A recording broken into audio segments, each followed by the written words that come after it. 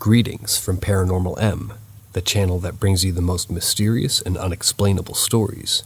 Be sure to hit that subscribe button and turn on notifications to stay in the loop with our latest content. We hope you have a spooky time listening. I hear the saddest voice in the world at an unmarked cemetery in my hometown. This happened to me when I was in my teens. For obvious reasons, I'm not going to give my hometown's name, but it's located in Wisconsin. I'll try to get through this as concisely as possible.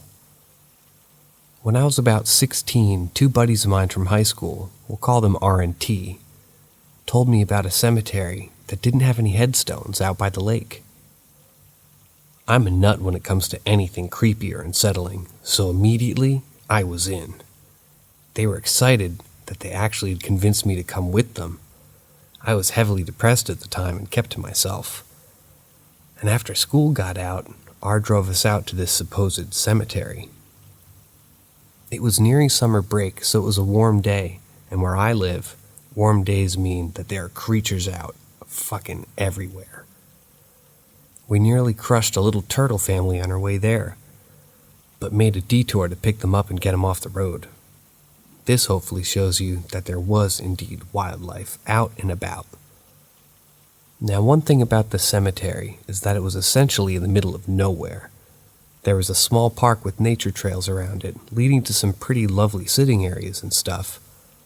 There was an old Army Reserve training course to the east, and further to the northwest was the mental hospital for the criminally insane. When you first come into this place, there's a boat launch where the ferry used to go back and forth across from the lake to the city directly opposite us.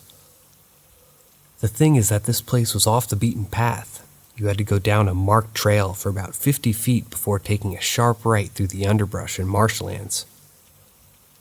When we got there, there is a chain-link fence, and what I thought at first was an empty soccer field. It was eerie to say the least. R turns to me and his voice takes a serious tone. Okay, so before we go in there, there's a couple things you should know. 1, do not go in the back right corner. And 2, if you hear someone talk, don't turn around and leave immediately. I really didn't think a whole lot of this, mostly because R had a penchant for being overly dramatic about a lot of things, so I just agreed. I was eager to get inside the fence and see what this was all about. As soon as I stepped across the threshold, everything went dead silent. I mean legitimately everything. No birds sang, no crickets chirped. There weren't even frickin' mosquitoes in that place. It threw me for a loop. My stomach sank immediately, but I don't want to seem like a chicken shit, so I didn't say anything and looked around. T was a photography student, so we started to take pictures of the trees and stuff around us. R followed him for most of the time when I went off on my own. I was kind of just wandering at this point, but I stopped when my foot sank further than I expected. At first, I thought I'd fallen into a critter den or something, but I was wrong. Under my foot was a round stone disc, covered in lichen and moss. I can barely make out the numbers, 103 etched into it. My heart was in my throat. A fucking chill shot down my spine like someone dropped an icicle through my skull and it speared me through. I suddenly got a horrible feeling. That kind of feeling when you find yourself somewhere where you don't belong. I was also a stupid teen, and curiosity got the better of me. I walked the length of the field, finding more round stones with numbers on them, all worn and weathered from age. I felt sick. When I looked up, I noticed something, and I was shocked. Across from me, to my right, was a sort of sitting area with an American flag hanging limply on its mast, and a massive boulder with a carved base. I went over to look at it and found an inscription, which did nothing at all to ease my anxiety. This monument is dedicated to the 675th unarmed souls interned here. Among their numbers are doctors, nurses, and patients who were claimed during the epidemic. I don't remember the name of it, as well as Civil War soldiers who fought for the Union. I was freaked. 675? It hit me that this wasn't an unmarked cemetery. It was full of mass graves, if the unmarked stones were anything to go by. I ran at full tilt back to where the guys were hanging out, hyperventilating and saying that I was not okay with being here anymore. They gave me a shit for being a baby, but I told them I'd happily walk my ass home if they were going to be dickheads about it. I wasn't comfortable walking across literal pits of bodies. I guess that convinced them, because they agreed and we started to walk back the way we came. This is when I heard her voice. Maybe 15 feet or so behind us, a woman cried out. It was the saddest, most desperately lonely sounding voice I'd ever heard in my life. It was only a statement, but it froze me in stone. Don't go. I didn't even breathe. The R&T didn't turn around, but they did tell me to double time it back to the car. I don't remember running. I do remember the sudden blast of heat from the car door letting out the heat it collected under the sun. We were gone in record time. The weirdest thing about it, though, I couldn't stop crying. I full-on sobbed for at least a half hour after we'd gotten out of there. Like the kind of crying you do at funerals. I was so sad, and I didn't understand why. And I couldn't shake it until we parked at the McDonald's and the guy handed me a bottled water. I asked them if they'd heard what I did when I finally calmed down enough to speak. They said they did, and they were glad I was okay. I don't know who that was. She sounded like the loneliest woman to have ever existed. And I could hear the tears in her voice before I registered what she said. I wish I could have known her name, but she was 1 in 675. The odds were against me. What do I know? However, is it that we were the only people in the park when we got there, and the only people there when we left? I refuse to ever go back to that place.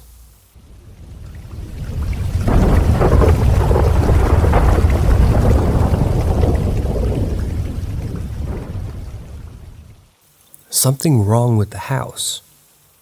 I turned 16 and temporarily moved in with my friend and her family. I don't ask a lot of questions, and I've had many experiences, so when I do encounter something, I usually keep it to myself instead of questioning and asking about it. I had always been sensitive to paranormal things, so I never mentioned anything that I saw or heard. I just assumed it was just me, and kept pushing nothing more, nothing less. Well, let's jump into it. It started with me having a random sleep paralysis attack. I've always suffered from sleep paralysis, so it was normal for me. I would just watch something afterwards to calm my mind and go back to sleep, except it didn't work like that here. I had to remove myself from the room in order to even get an hour of sleep. But that's just an odd occurrence, nothing new, right? Need comfort sleep. Well, one night I woke up, fully able to move, not hallucinating or anything yet. I can hear talking in the closet. 2 kids. At first I ignored it and I was going to go back to sleep. But then I was concerned because why aren't the kids asleep right now? And why are they hiding? I decided to ear hustle a little bit. I heard the little girl whisper that she didn't like me, and the boy say that I scared him, in whispers. I shuffled into bed trying to be quiet so I can see what child is scared of me. But the closet was only slightly opened and it was pitch black in there. That's when I heard a very clear and audible, "Shh. She's awoke. She'll hear us." Then everything went dead silent. That sent chills down my spine. I just remembered that we only have 2 kids in the house, both girls, both asleep right beside me and my friend. There was no possible way I could have heard children in the closet, boy and female chattering. I didn't want to spook myself out, so I just assumed I was hearing the TV from the other room. Even though everything went silent, I just left the room and slept on the couch. just another weird thing, right? Well, that's not it. Whenever I'm in the room by myself early in the day or at night, I would hear creaking in the ceiling. At first I assumed it was the house settling, but then I noticed the creaking would start on the other side and always drag to my side until it was right above me. Every day, no matter which side I was on, it would travel in my direction, starting with a simple creak, then a pause, then it would drag closer, then pause, then it would get even closer. I always left my room when it happened, and I could hear it follow me until I passed the doorway. If I told anyone, they'd say the house was just settling, that it was my cats or mice on the roof. Whatever. You can cover that up, but you can't cover this next thing up. I'd started seeing my friend hide under the living room's coffee table and kitchen table, but I'd only walk past it and she'd disappear when I did. And I'd take a double take, so I assumed I was tripping. Nope, because one day, I was clean to the kitchen, which is next to the living room, when we saw each other clearly. I even talked to her. I said, "You're up early," and she just nodded and kept sweeping, which I assumed maybe she was just tired. I walked past her only to run into her in the hallway. I was so confused I walked all the way back to the living room and no one was there. I even started searching the kitchen in case whoever that was hiding. Nope, didn't find her. I told her I'd just seen her sweeping, but she said she had just woken up and that I was seeing things because it was early and I was still half asleep. But I wasn't, because I was washing dishes. Touching water wakes me up way more. Okay, here's the climax. I ignored all of that, but this was the final straw. I should probably explain that we don't have a door that leads immediately to the back. We have a door that leads to the side of the house, where you walk a narrow, short path to the backyard. Anyways, it was night with my friend's older brother, and he asked me to take the dog out to potty. She's a fairly big dog, a husky, mix, and she's a scaredy cat. I don't normally go out in the backyard at night, but when I do, it's quick, because you can hardly see anything in that big yard. I turned on the side light and let her out to potty. She wouldn't go, if I didn't go as well. She freely roamed the yard, and I waited by the corner of the house, under the ledge and patio part of the roof. Everything was fine. I could see her for a bit, but then I caught sight of her sniffing in a silhouette. I knew she probably finished and was just exploring and enjoying herself now. Then I heard a creak right above me.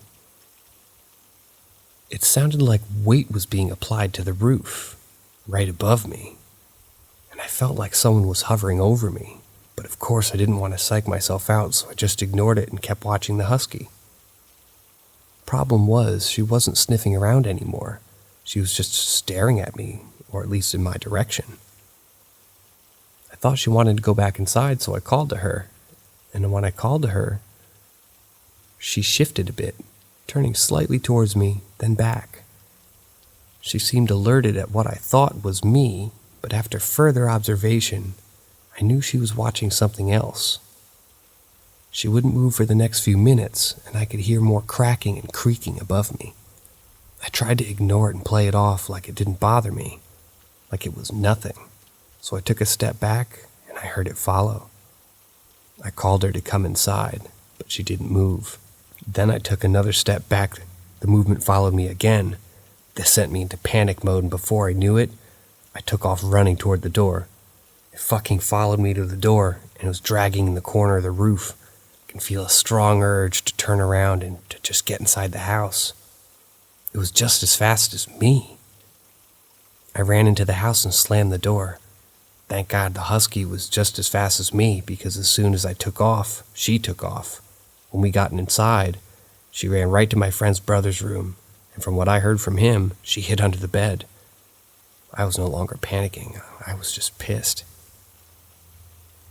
I went straight to my friend's mom room when they were talking about heaven knows what, and I explained everything that happened in the backyard.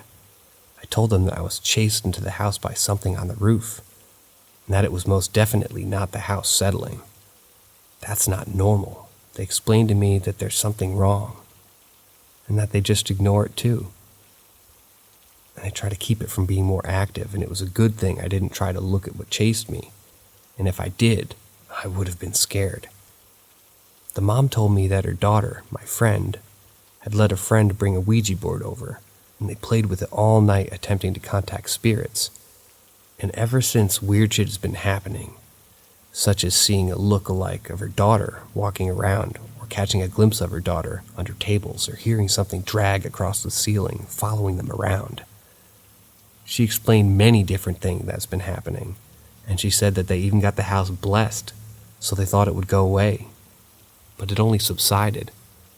Needless to say, I stayed because I had nowhere else to go, but for sure, I now ask about certain things before staying over at someone's house.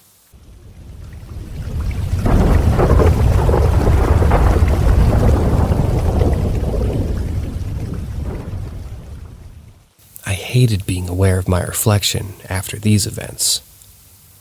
I feel like it's safe to assume we all know the superstitions about mirrors and how they work in many different ways, such as portals. Well, I was around 9, turning 10, and we moved into this weird house that gave off eerie vibes that I assume only me and my brother felt. I thought you might need to know that detail. I was probably 11 when this happened. My mom was walking back and forth in the living room, on the phone doing her much-needed daily gossiping, of course. I was sitting on the floor looking into a large glass case. It was made out of glass, and on one side was a mirror. I peered through the glass into the mirror, staring into my own eyes. I wanted to see the details of them. I was staring for about 2 minutes before my mom paused and leaned over and told me to stop staring into the mirror before I experienced something I wish I didn't. I didn't turn to look at her. I felt trapped staring at myself, but I answered her with a short, mm-hmm. As I said before, I felt trapped, like I had started a game I shouldn't have. I wanted to stop staring at myself, but I felt that something was off and I needed to keep watch of myself to stay alert. Still, to leave the mirror, I thought maybe rocking to check if it's still me would work, and it did. I rocked back and forth slowly. Of course, the mirror did its job and mirrored my movements. As I rocked, I felt relieved that my mother had been wrong. Nothing was going to happen to me, simply staring at myself, and she was probably trying to scare me. I smiled, feeling proud. I didn't fall for her trick, or so I thought it was a trick. Ready to get up and tell her how she didn't scare me, I stopped rocking. Well, I stopped rocking, but for some reason, the me in the mirror didn't. The mirror was smiling back at me and rocking back and forth. I was no longer smiling, nor was I rocking. I screamed, jumping away from the mirror. The movements were delayed, but the mirror once again mimicked me like it was supposed to. My mom was in the kitchen, so she got me quickly. Before I could tell her what happened, she already knew. After her "I told you so" moment, we prayed and felt safer afterwards. Something similar happened to me years later when I was 13. I was talking to my dad in the living room in a new house. My phone was turned off, but I was holding it where I could see the reflection in the corner of my eye. I don't know if I was seeing things, but for a couple of seconds, I saw my reflection turn to look at me.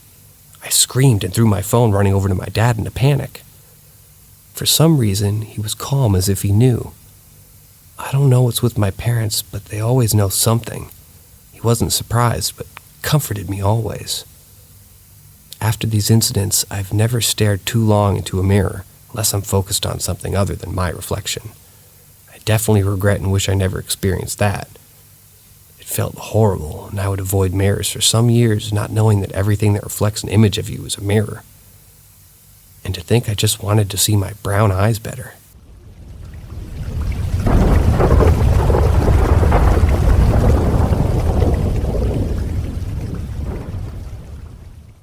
I was not being watched by angels. My best friend's room had 2 beds, one on each side. Whenever I came over and slept as a guest, I'd be on the bed on the right. By the end of her bed was a mirror shelf where she had her collection, and a clock. From where I am, I can see the clock perfectly fine. It was a red clock, so the numbers glowed red. Anyways, it was summer, so I could stay over for weeks, and she didn't have to sleep by 9 because there's no school. So we stayed up till 12. I never had a sleep schedule, so I only slept at 3 a.m. Let's get on with this encounter now. I started sleeping at like 1 a.m. It wasn't weird that I woke up in the middle of the night, since that was something that happens every night for me. So of course, I always woke up in the middle of the night, and thought nothing of it since it was normal. It was normal until I started to notice the time pattern I was waking up in. I kept waking up at 4:44 a.m. It happened for 4 nights in a row. I woke up and it was 4:44 a.m. or 4:43 a.m., just turning 4:44. I noted how weird it was and looked it up. Google had said something about it being energized and also some results of angel numbers. I thought it was cool that angels could be watching me and thought nothing of it. I started to wake up and take notes of the time that I woke up. Here's the order I wrote in my notes. 3:33, 3:33, 2:21, 3:32, and 4:44. I kept searching for why I was waking up in this order. I was always waking up close to triple digits. It felt weird, and every time I woke up, I felt like something was out of place and that I shouldn't be awake at this hour. It was like waking up at these hours were never supposed to happen. Everything I looked up only led me to angel numbers, meaning passion or integrity, or just some scientific response on how the human body wakes up when it's full of energy. Again, I noted the time order, 4:44, 5, 3:33, 2:22, and finally 3:36. I had woken up in a cold sweat, basically sweaty, but it feels thick and cold. And when I woke up, my hands were shaking and my heart was racing as if I just got done running a marathon or something. And I had tears coming down. My whole body was in a state of panic, and I had no idea why, since I literally just woke up. I didn't recall any scary dreams either, just woke up in a panic. My body was in a state of panic, but so was my mind. You know that voice you have in your head when you read or think? Yeah, that one. That voice in my head was telling me to stay as still as possible and not turn around. It was something like that.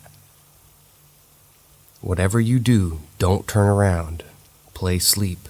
Pretend to sleep. Don't turn around. Don't turn around. Don't turn around. Oh my God, it's there. It's behind you. You don't look. Play asleep. I have no idea why I was so scared and why my body felt scared since I just woke up. I wiped my face and tried to calm myself because it made no sense. I didn't like the idea of not being in control of my own body, especially when it was something like crying or shaking from fear. It's more insulting than scary, but everything in me was telling me not to make a sound or even move. Still being one of those professional idiots from horror movies, I decided I wasn't going to be scared for no reason and that I was going to face whatever my body had reacted to. I calmed my body down a bit and slowly turned as if I was turning over in my sleep, and peeked. And what I saw was unexplainable, so let me try to explain it.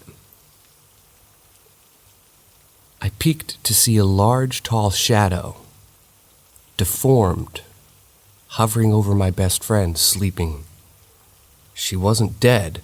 It wasn't touching her. It was watching her in a creepy way. It definitely wasn't human either.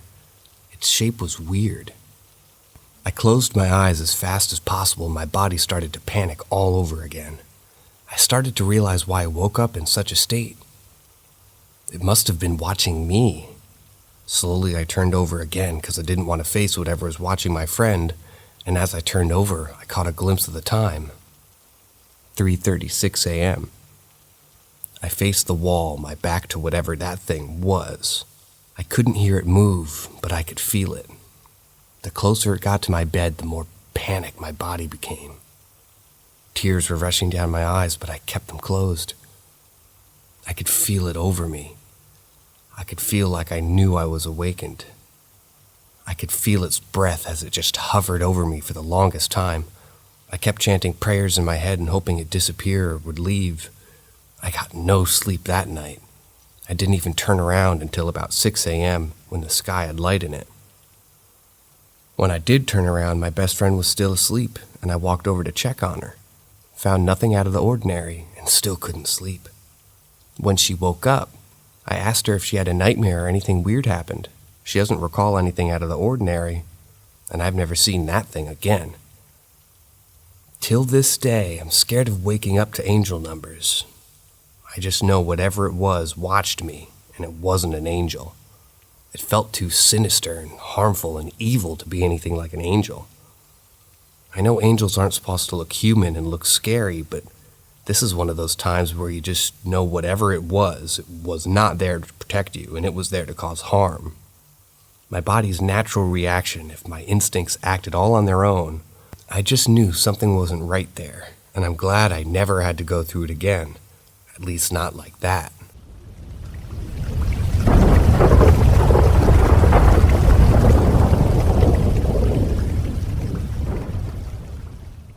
Be careful what you wish for, except I wasn't. I should have learned my lesson the first time I wished for something, but of course I didn't. I don't believe in wishes coming true, still don't after this experience, but maybe manifesting could be a thing. First, her house had something odd going on, but she didn't tell me till after something else weird happened, about them and the Ouija board in it. Anyways, let's not waste time. It all started when I was staying with my sister, and she had this girl over, and they were being extremely flirtatious in a cringy way. Of course I wasn't upset because I support her, but also, everyone around me at the time had a relationship. I was feeling a bit lonely and overwhelmed, so naturally when they left the room, I screamed into the pillow. I started whining about wanting a relationship and even wishing out stuff like, I don't care if it's not even a real person. Anything will do, kind of thing. Obviously, nothing was supposed to happen. And if anyone told me otherwise, I wouldn't have believed it. Well, after that small, lonely, pathetic crying session, I fell asleep. I woke up in the middle of the night to something laying beside me. It had deep purple eyes and it just stared. It was laying on its side, hands under its head in a comfortable position. It was like it didn't want to wake me since it was close, but not close enough to touch, and it just stared. It was a black figure, and I knew I didn't sleep with anyone, so I freaked. I screamed, sitting up immediately, and as I sat up, it seemed to follow sitting up as well, and looked at me with a sad expression. I fell off the bed and turned the lights on, and it was gone. I didn't bother searching the room since I was taught to mind my business, and I ended up sleeping in the living room with the TV and lights on. I don't know what that was. It was really odd. At the time, I didn't care, and it seemed to just express itself since it's freaky as fuck. Its eyes were definitely not normal looking. Its body couldn't see the rest of it. I panicked too much. I know I asked for whatever, so my fault, I guess. But stuff like that happens in movies or books. You don't just wish for something and it happens the very next day or the moment. I told my sis about it, but she didn't believe me.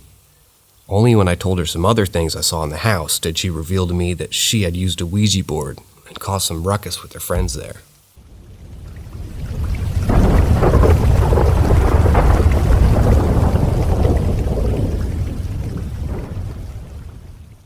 Has anyone else seen a ball of flying light?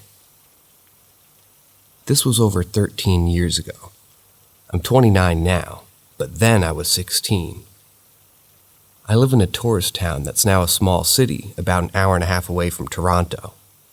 It was a quiet winter night, close to midnight, and I was walking home from my friend's house down the road. It wasn't even a block away from my house, so my mom didn't care. It was really quiet when I stepped out, and it was a heavy snowfall, but the kind where there's no wind.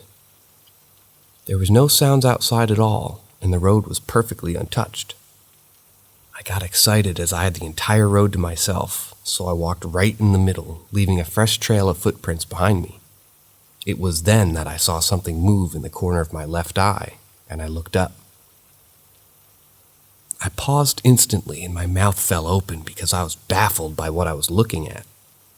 There was a giant beach ball-sized floating ball of white light. It looked like a star, but it was floating through the treetops.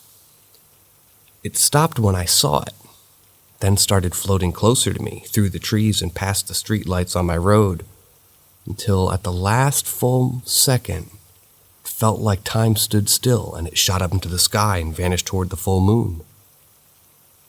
I stood there trying to process what I'd just witnessed and ran only 5 doors down and left my home. I barged through the door and said, "Mom, you wouldn't believe what I just saw." I explained everything and all she said was, "Wow, that's weird," and continues to watch TV and drink her pop as she always did. I was completely blown away. It looked similar to a ball lightning, but it wasn't. It shot into the sky. And it was in the middle of winter. Has anyone else seen anything remotely similar to this? I felt like it was following me and wanted me to see it. I've never seen it again, though.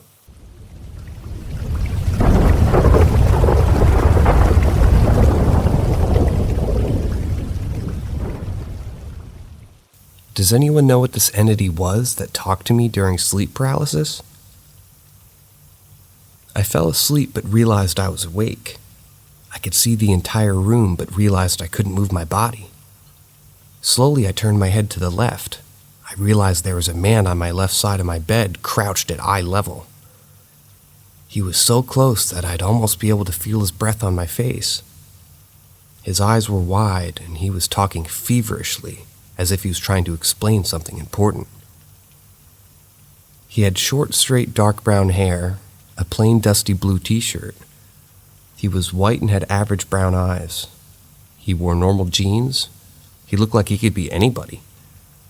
All I remember is a single tear go down my cheek, because I was forced to just stare at him talk feverishly without being able to hear him. He stood up and walked toward the wall, and I blacked out until the next morning. The thing is, I slept upstairs, and this was an old house. My mother was sleeping on the couch downstairs and the door was locked. There was no way a person could break an entry without being seen from the street, and they'd need a ladder. That same year, my mom found a spiral of soil splashed on our kitchen floor beneath her window. We had no plants or animals in the house as my mother killed all plants, and her home was too small for a pet. Also, after school, my mother asked me because she was concerned.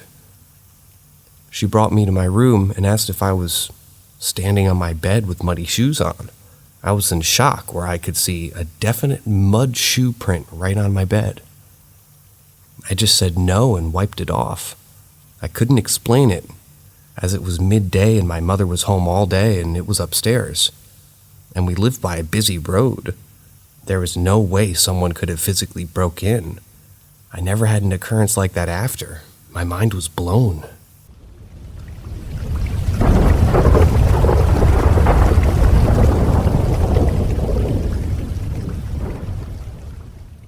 Has anyone experienced a black cat staring into your room?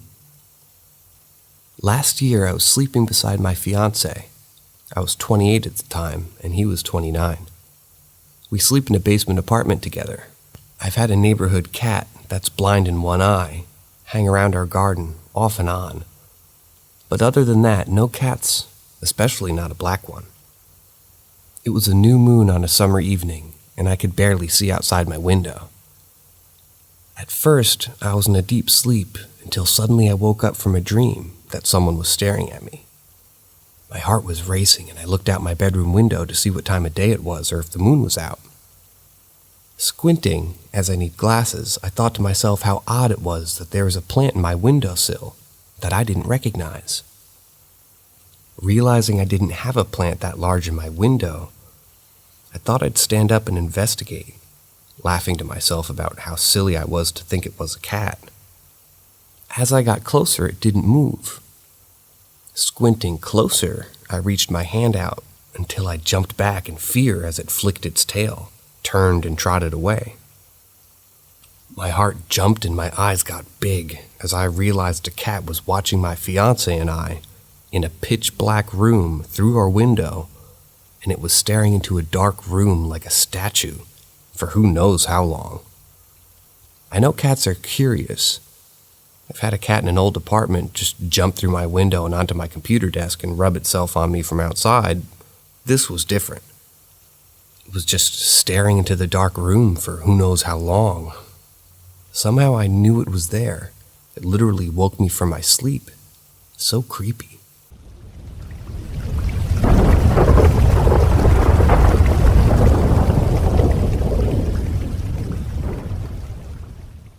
I swear I felt a hand grab my foot. I've lived in Chicago for a while now. A few years ago, I lived in Hyde Park, in an old classic Chicago-style walk-up. Front sunroom, long unit, 1 of 4 on a single floor. Anyways, one night I was asleep in bed with my boyfriend and her pup was up on the floor. I tend to wake up throughout the night, but the kind of wake you have in the morning. I just drift awake and then work to get back to sleep again. However, this night I was sound asleep, not even dreaming. I was so deep in my sleep, I felt something freezing cold touch my foot, and it startled me awake. Like tunnel vision and hyper-awareness, immediately. It felt like a hand that had been bare out of the cold, so cold it almost felt wet. Immediately the thought of an elderly white woman with frazzled medium-length hair and small bony hands popped into my head. It took me a second to pull myself all the way together, but I definitely was startled awake now. Logically, I want to say it was just my dog's wet nose, but my feet were under the covers, and I remember my dog being asleep. I have no idea what it was. I suppose I don't know if it was even real, but it's still one of the freakier, very possible paranormal experiences I've had in my life. Although, I figure since I'm here, I might as well share the other potentially paranormal encounter that's seared into my brain. Growing up, I used to hear the shower doors in my bathroom rattle at night. Never during the day, only at night. Our house was built in the late 1800s, maybe early 1900s, like 1895 or 1910. I had these beautiful sliding glass doors as covers for my step and bathroom shower. Clearly a remodel done in the 60s, but at night they would shake. And when I asked my dad, he said 3 things on 3 separate occasions. It's probably just the house settling. It's probably just the trains. The trains were about a mile away, and I'm unsure how frequently they ran. When I asked him again, as an adult, he said, "I'm not sure what that could have been."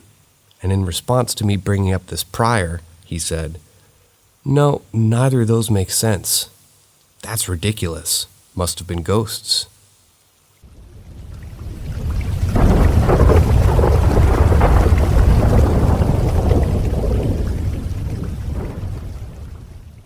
One of my fondest memories from childhood is when I was around 5 or 6 years old. Shortly after my family and I had moved into a new home, despite being excited about our new abode, I found it a challenge to adjust to sleeping alone in my spacious bedroom. To ease my worries, my loving parents gifted me a fluffy, plushy cat to keep me company. One evening, my family gathered in the living room to watch a movie while I snuggled up with my soft companion. As the night came to a close, we all headed upstairs to our respective bedrooms. However, despite feeling tired, I struggled to fall asleep, and I was plagued by a terrible nightmare just a few minutes later. Frightened and alone, I frantically searched for my beloved plushie, but soon realized that I'd left it downstairs. Feeling too scared to venture out of my room and retrieve it, I tried to settle by burying myself under the covers. However, I felt uneasy sleeping with my back facing the room, so I turned over, only to find my plushy cat standing on all 4s as if someone had placed it there to comfort me. I was certain that that plushie had not been there before, and that my parents and brother were not responsible for its sudden appearance. Even more remarkable, it was difficult to imagine how it could have remained standing on all fours, as it was not designed to do that. While some may find this story eerie, I see it as a touching gesture of kindness. Grateful for the comfort and reassurance that my plushie provided, I took it back to bed with me, and I was finally able to drift off to sleep.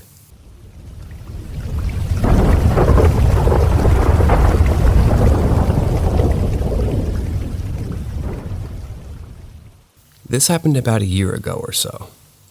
One night I woke myself up screaming from a dream in which my mom died in a very brutal, awful manner. Hella confused because the dream was super realistic, and I had to remind myself that she was perfectly fine, but something still felt off. A little backstory. I haven't lived with her in a long time. I started living with my paternal grandparents in high school during a really bad time in our lives, and still crashed at my house when I'm home from college. She's been doing a bit better, but she married some Duck Dynasty-looking asshat that I couldn't care for. So I don't see her too much anymore because he gives me some serious creeper vibes. Flash forward to present time, and the more I lay there and think about the dream, the worse the feelings get. I usually have pretty spot-on gut feelings, as my nanny likes to put it. You got what your mama had, that weird gift, and girl, you better use it. But I tend to write it off as paranoia. Not this time, however. I got up and called my mom. It's 3 a.m., and she's a night owl, so I expected her to answer. Nope. Not even a ring, goes straight to voicemail. I'm starting to get a little bit freaked out at this point, and I call my nanny and tell her I had a nightmare and to please try to get a hold of Mom. She doesn't question me and just tries to call her herself, but also is met with voicemail. She calls back and says not to worry and to go back to bed. She would go over to their house and in the morning to see if she was all right, but I begged her to go check now. I have a really bad feeling about this. She hangs up and I never got back to sleep. Waited around all day and finally get up and get the call that night. I don't want to worry you, but... Well, come to find out, when Nanny arrived at the house, Mom's husband's bro was gone, and she was found unconscious on the floor, covered in all sorts of shit. She was barely breathing, and they had to airlift her to the hospital and treat her for being septic and all sorts of other things. She'd fallen and broken a hip from a recent car accident, trying to get out of the bathroom and couldn't move enough to pull herself back up. Husband is an asshole and left her there to go to wherever the hell he does, and she'd been laying there for 2 fucking days. Doctor said that if Nanny hadn't found her when she did, the woman would be dead.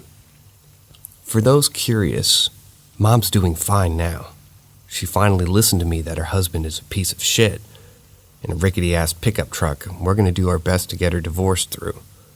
Though it's taking longer than anticipated because he's apparently in some deep shit with tax evasion and denying her insurance, attempted to murder her, etc., etc.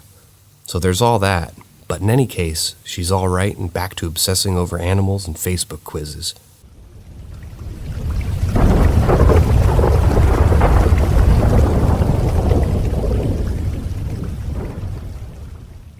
I purchased my home a little over a year ago.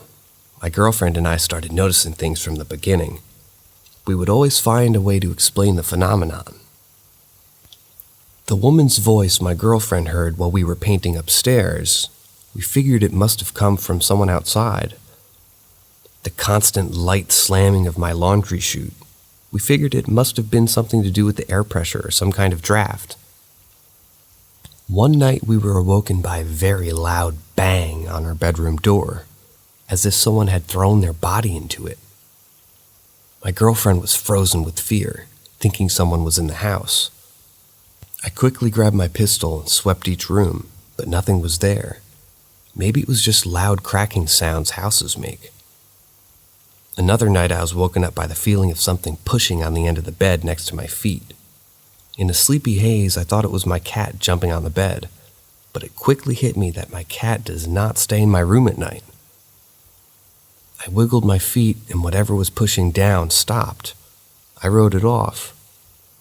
The whistling, the sound of a bell, the sound of something dropping, and the shadow moving across the hallway wall are all things I've explained away. But the other night was the last straw, and I'm now convinced something is haunting my home. I came from work at 11 p.m. At 11:30, I shut off all the lights, walk upstairs, and as soon as I get to the top, I feel a breeze of air coming up the stairway, and I hear a man's voice talking.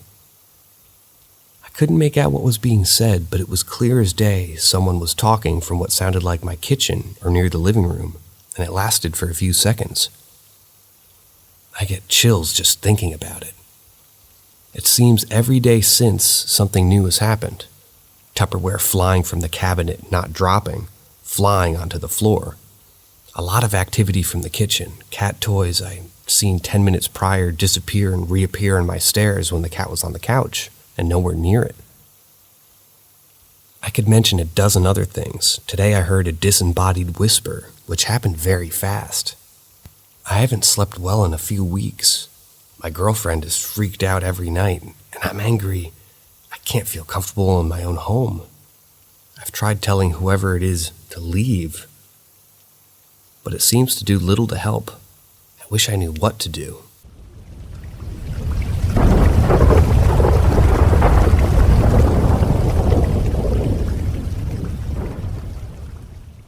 So I grew up in Northern Virginia, and we had plenty of battlefields and such to visit for school field trips. In 5th grade, my class went to the Belle Grove Plantation, which was at Cedar Creek Battlefield.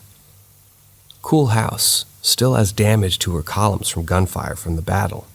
Anywho, my class was in the kitchen of the plantation, listening to the tour lady talk about whatever it is you tell a bunch of 10-year-olds about plantation life. There are these big double doors on each side of the room, and they are open. And then we hear a humming coming from outside. The teacher's aide, who I'll call Bulldog, because she looks like one, told us that whoever was humming to knock it off. But that's the thing, it wasn't any of us, and it was coming from outside. Bulldog goes outside of the kitchen, comes back in, and goes out the side that leads to the garden. She comes back, says to the tour lady that no one is out there at all. But she could hear the humming right there in the garden.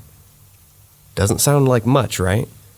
Well, fast forward a few years, and I'm reading a Ghost of Virginia book.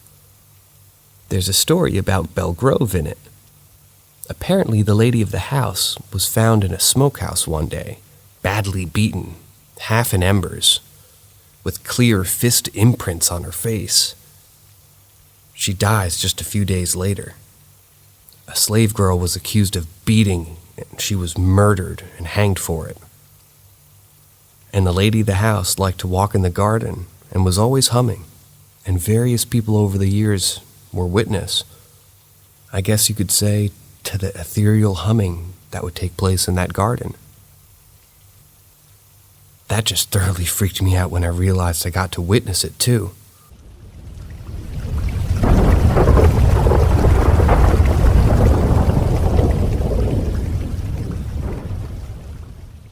So when I was 14, my dad died. No need to be sad about it, he was an ass. And when he was alive, he loved to sneak up on people and scare the shit out of them. One of the ways he'd do that was to just silently creep up and chill out in the corner of your vision till you realized there was this asshole staring at you. After he passed away, I'd be sitting in the living room watching TV, and I would see him just glide up into the corner of my vision across the room and stand and stare at me from the front entryway. I'd look over and poof, nothing there. Now this can be easily written off as to me being tired or my mind playing tricks on me. But that isn't all of it. Dad loved to watch history and nature shows, and this was back when the History, Discovery, and A&E channels actually played decent documentaries and biographies and the like. He was an insomniac, so we'd always be up late with one of these channels on, and the walls were incredibly thin, and I'd always have to beg him to turn down the sound so I could sleep when I was a kid. After he died, for a few months, at least once a week, I'd be in bed and all of a sudden hear the TV in the living room. And it would be a documentary on ants or a biography of Churchill. And other things, too. It'd spook me, definitely. My brother wasn't doing it because he, for one, he's deaf. And if he were to watch TV, he'd mute it, and he also has his own. My mom worked nights, and it always happened when she wasn't home. And at this point, my sister had been living on her own for quite some time now. I'd get up to see what happened. Maybe the cat had turned the TV on, yeah? But nope. Max the tuxedo was usually with me in bed or outside, and I'd be able to hear the TV drone on about worker ants as I made my way down the hallway, through the kitchen and dining room to the front entryway. And once I'd get to the spot where I could see the living room and the TV, all noise would cease. It would be dead silent, so quiet you could probably hear a spider fart. But wait, there's more. After he passed, the locked, chained, and deadbolted front door would open all on its own and let the cat in. This one happened in front of everyone at different points all over winter, after dear old Dad had kicked the bucket. But the thing that really got me is this evening I'm about to tell you about. I was down in the basement one night watching TV. My mom was home and in the living room. Whenever she needed me, she'd stomp on the floor to get my attention. And that night, she stomped something furious. I raced upstairs, and she's sitting in a chair, with a wooden TV tray table in front of her, and on the table was a styrofoam cup, and it was shaking violently. There were no windows open, there were no fans. I picked up that fucking cup and checked for wires or strings. Absolutely nothing was attached to it, making the damn thing move at all. I put it back on the table, and it would shake again. Mom, of course, is saying that it has to be Dad doing it, and nothing else. The creepy visions, the cat coming through the bolted and chained front door, and the documentaries about ants being heard at all hours of the night freaked me out as much as that damn cup freaked me out. I knew my mom wasn't doing it. I checked and double-checked. The table was perfectly flat on the floor, doesn't wobble. There wasn't a way to make that cup move. And not the table itself, you know? It just thoroughly spooked me, and Mom kept saying it had to be Dad. He was a trickster, yada yada yada. So I just shout out, "If that's you, Dad, knock it the fuck off." And it stopped. I didn't even finish saying it when the cup stopped shaking. After the cup incident, the cat had to wait for a real live human to open the door for him. I heard no more documentaries in the middle of the night either. And I didn't ever see Dad creep up in the corner of my vision to stare at me.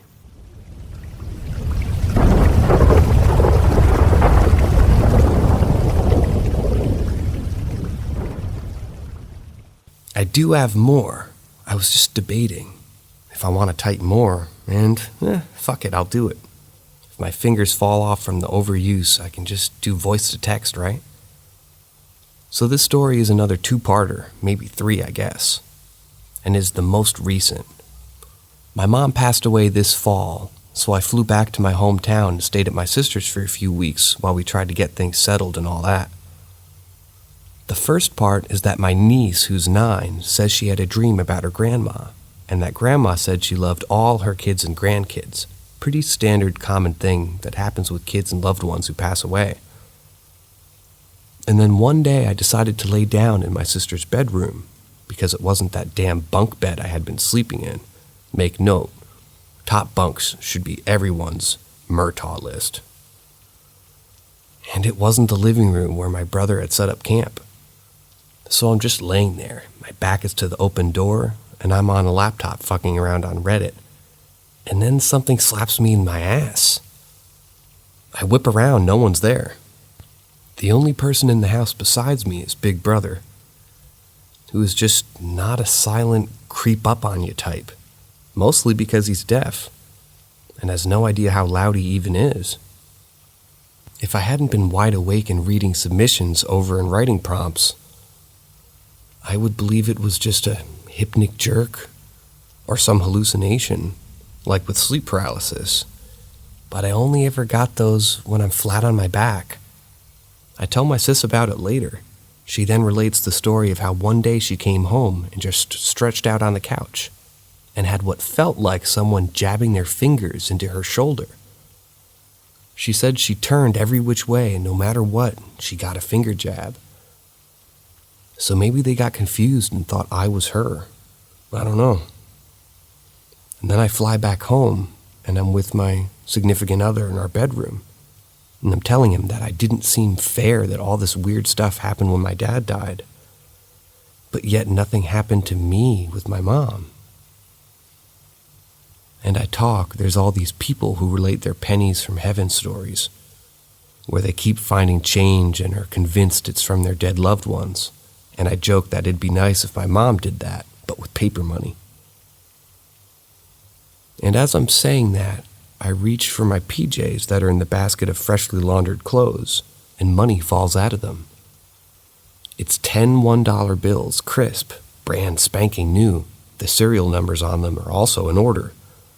And it came from a basket of clothes I had just pulled out of the dryer, not even half an hour earlier. Anyone who's ever washed paper money, at least US money, knows that it would not still be crisp and brand new. It would feel weird. These bills didn't have that. They even still smelled new, like just printed. Thanks, Mom.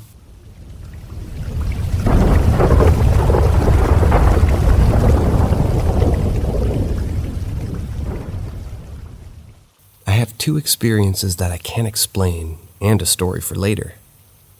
The first one I'll tell you about is when I was around 15 years old, and I was having one of those dreams within a dream. Except this one was a fucking nightmare. I thought I had woke up from a nightmare that my family was trying to kill me, but I woke up in the dream, and it seemed so real for so long until the scenery changed on me, and I knew I was still dreaming, but I was so scared that I couldn't wake up for real. My mother had an old grandfather clock, and I heard it in the dream, and I remember praying in the dream, "Please, when the clock strikes 8, let me wake up." I woke up when it finished chiming. When I rolled over to look at the time, it was exactly 8 a.m. I went around the entire day wondering if I was actually awake or still dreaming. This past November, my only uncle, that I was really close to, got very ill and was in the hospital. I live 4 hours away from my family, so my mom was keeping me updated every day. The doctors didn't expect him to make it. My family didn't expect him to make it. I took a trip out there for a couple days to visit a week before Thanksgiving, and got to visit with him before he took a turn for the worse again. He looked really bad. The night I came home from the trip, I had this whacked out dream about me, my mom, my boyfriend, and his mom all staying the night in this giant building. In the dream, as we were laying down to sleep, and something woke me up touching my foot. I felt a hand grab my ankle and slide down my foot and shake it. Woke me completely up. And as I was about to open my eyes to see who grabbed me, hoping it was my boyfriend waking up and stumbling in the dark, I heard my mom say my name, clear as day. My boyfriend and I sleep with our door closed, and around the edges of the door, it looked like every light in the house had been turned on. I laid in bed for about 20 seconds, looking at the door and debating if I should open it, and decided to get my phone and look at the time. It was 4 a.m. Decided I wasn't opening that fucking door for love or money. Rolled over and got really close to my boyfriend, pulled the covers over my head and went back to sleep. My uncle passed away the Thursday before Christmas. I still have no idea what the fuck that was that night.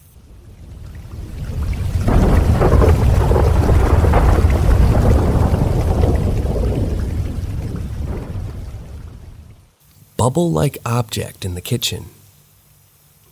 I have a very young child who absolutely loves bubbles.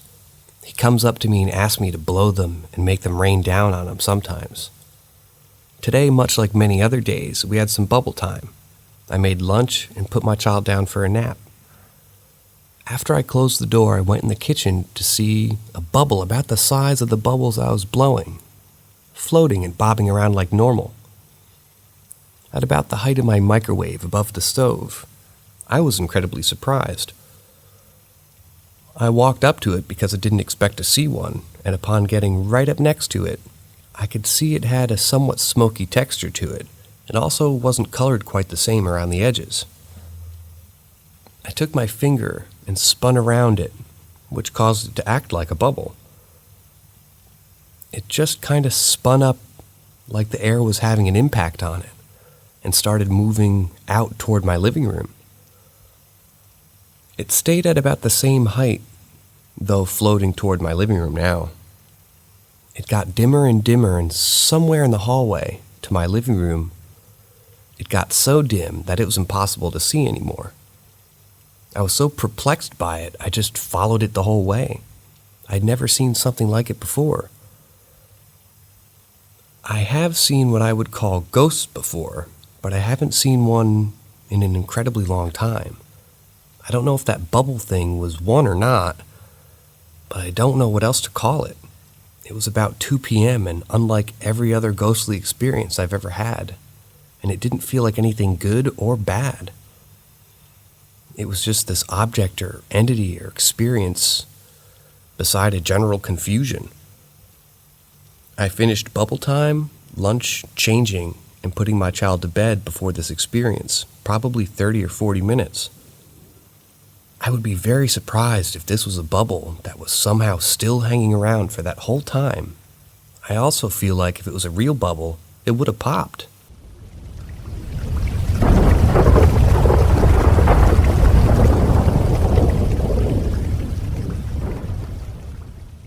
Welcome to Paranormal M, the hub of the supernatural and the inexplicable.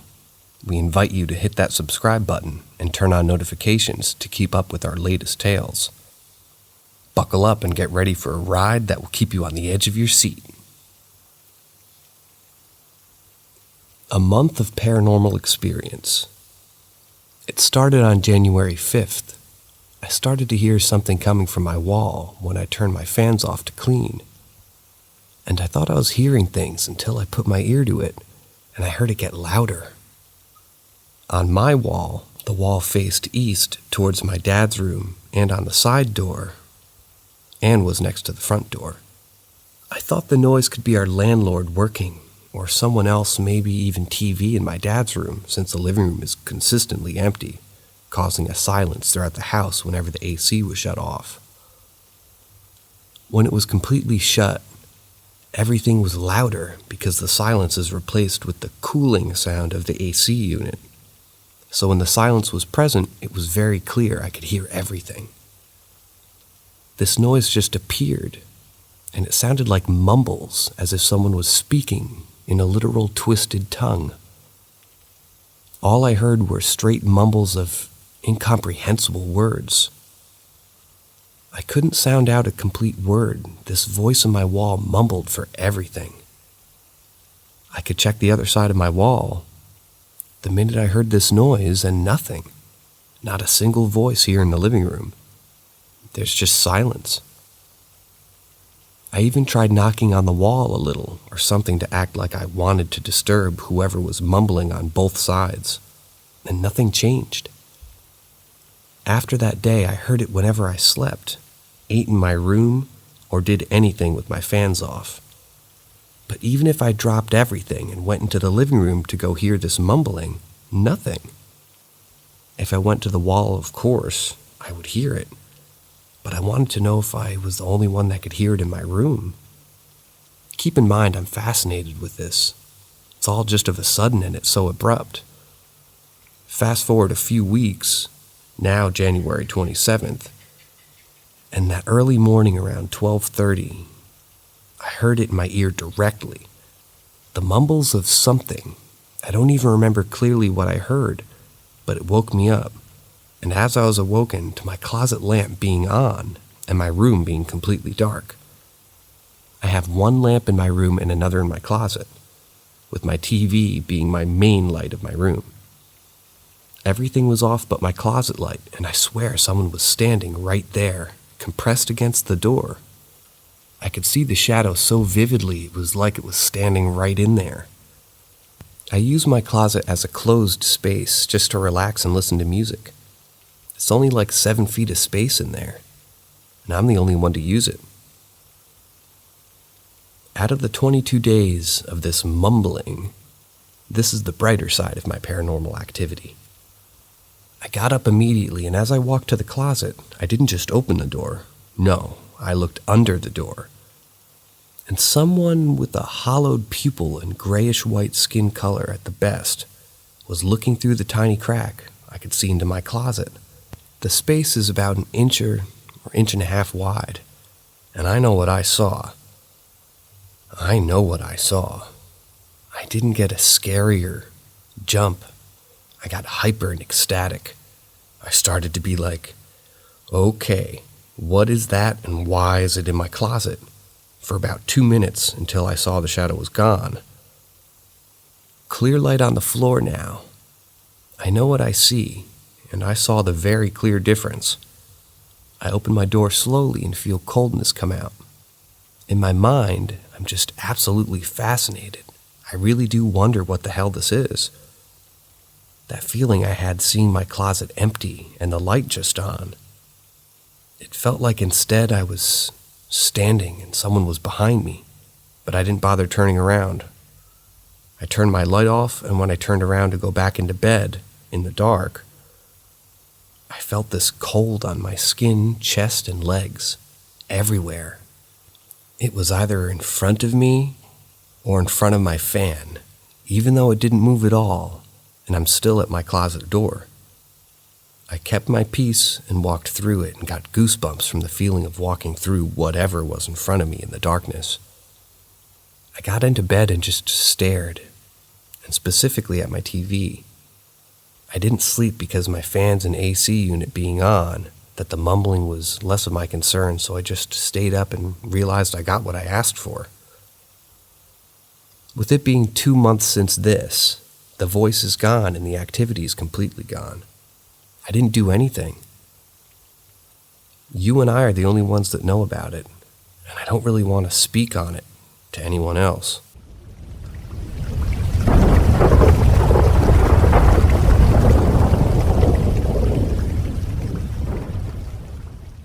A life history of weird events.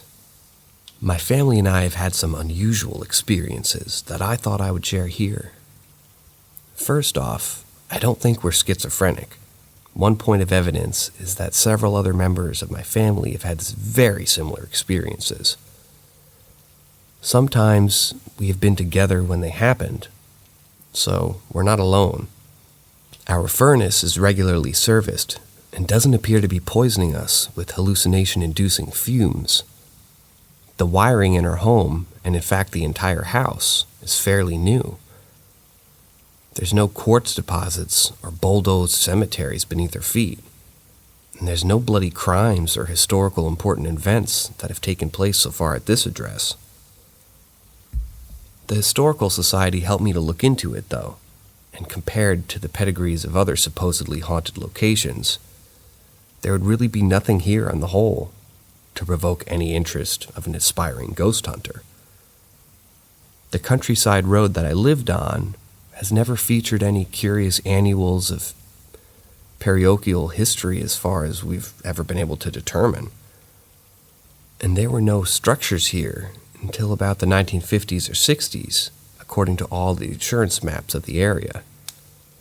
If you don't know what those are, they're precise maps drawn out by insurance companies that are a goldmine of information for historians, showing the exact locations of private residences, businesses, and industries in the area of coverage.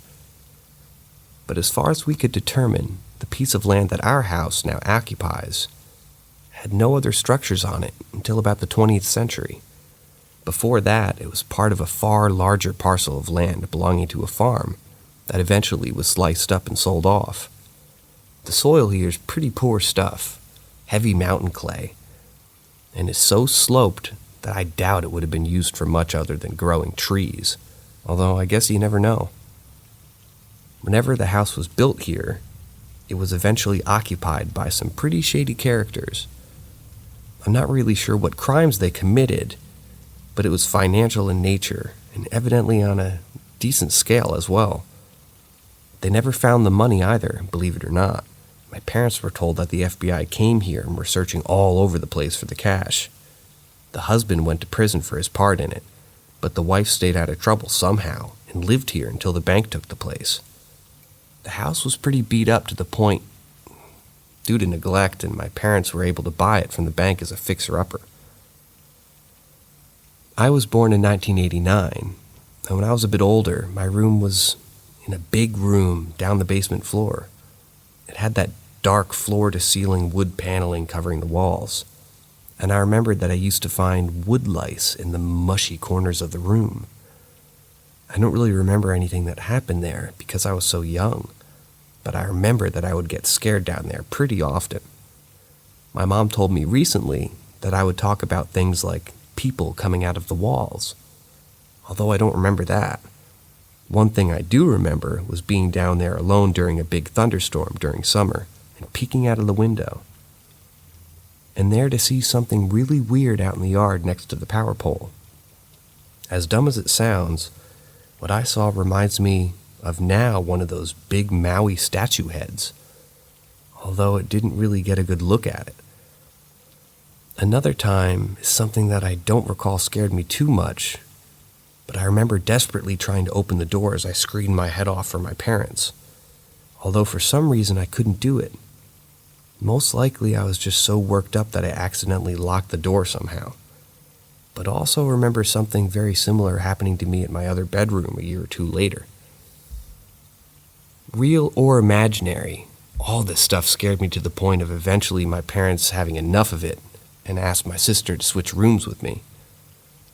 Her bedroom was upstairs and right next to the door where my parents slept, and although it was smaller, it was not as scary, and still more than enough space for a little kid.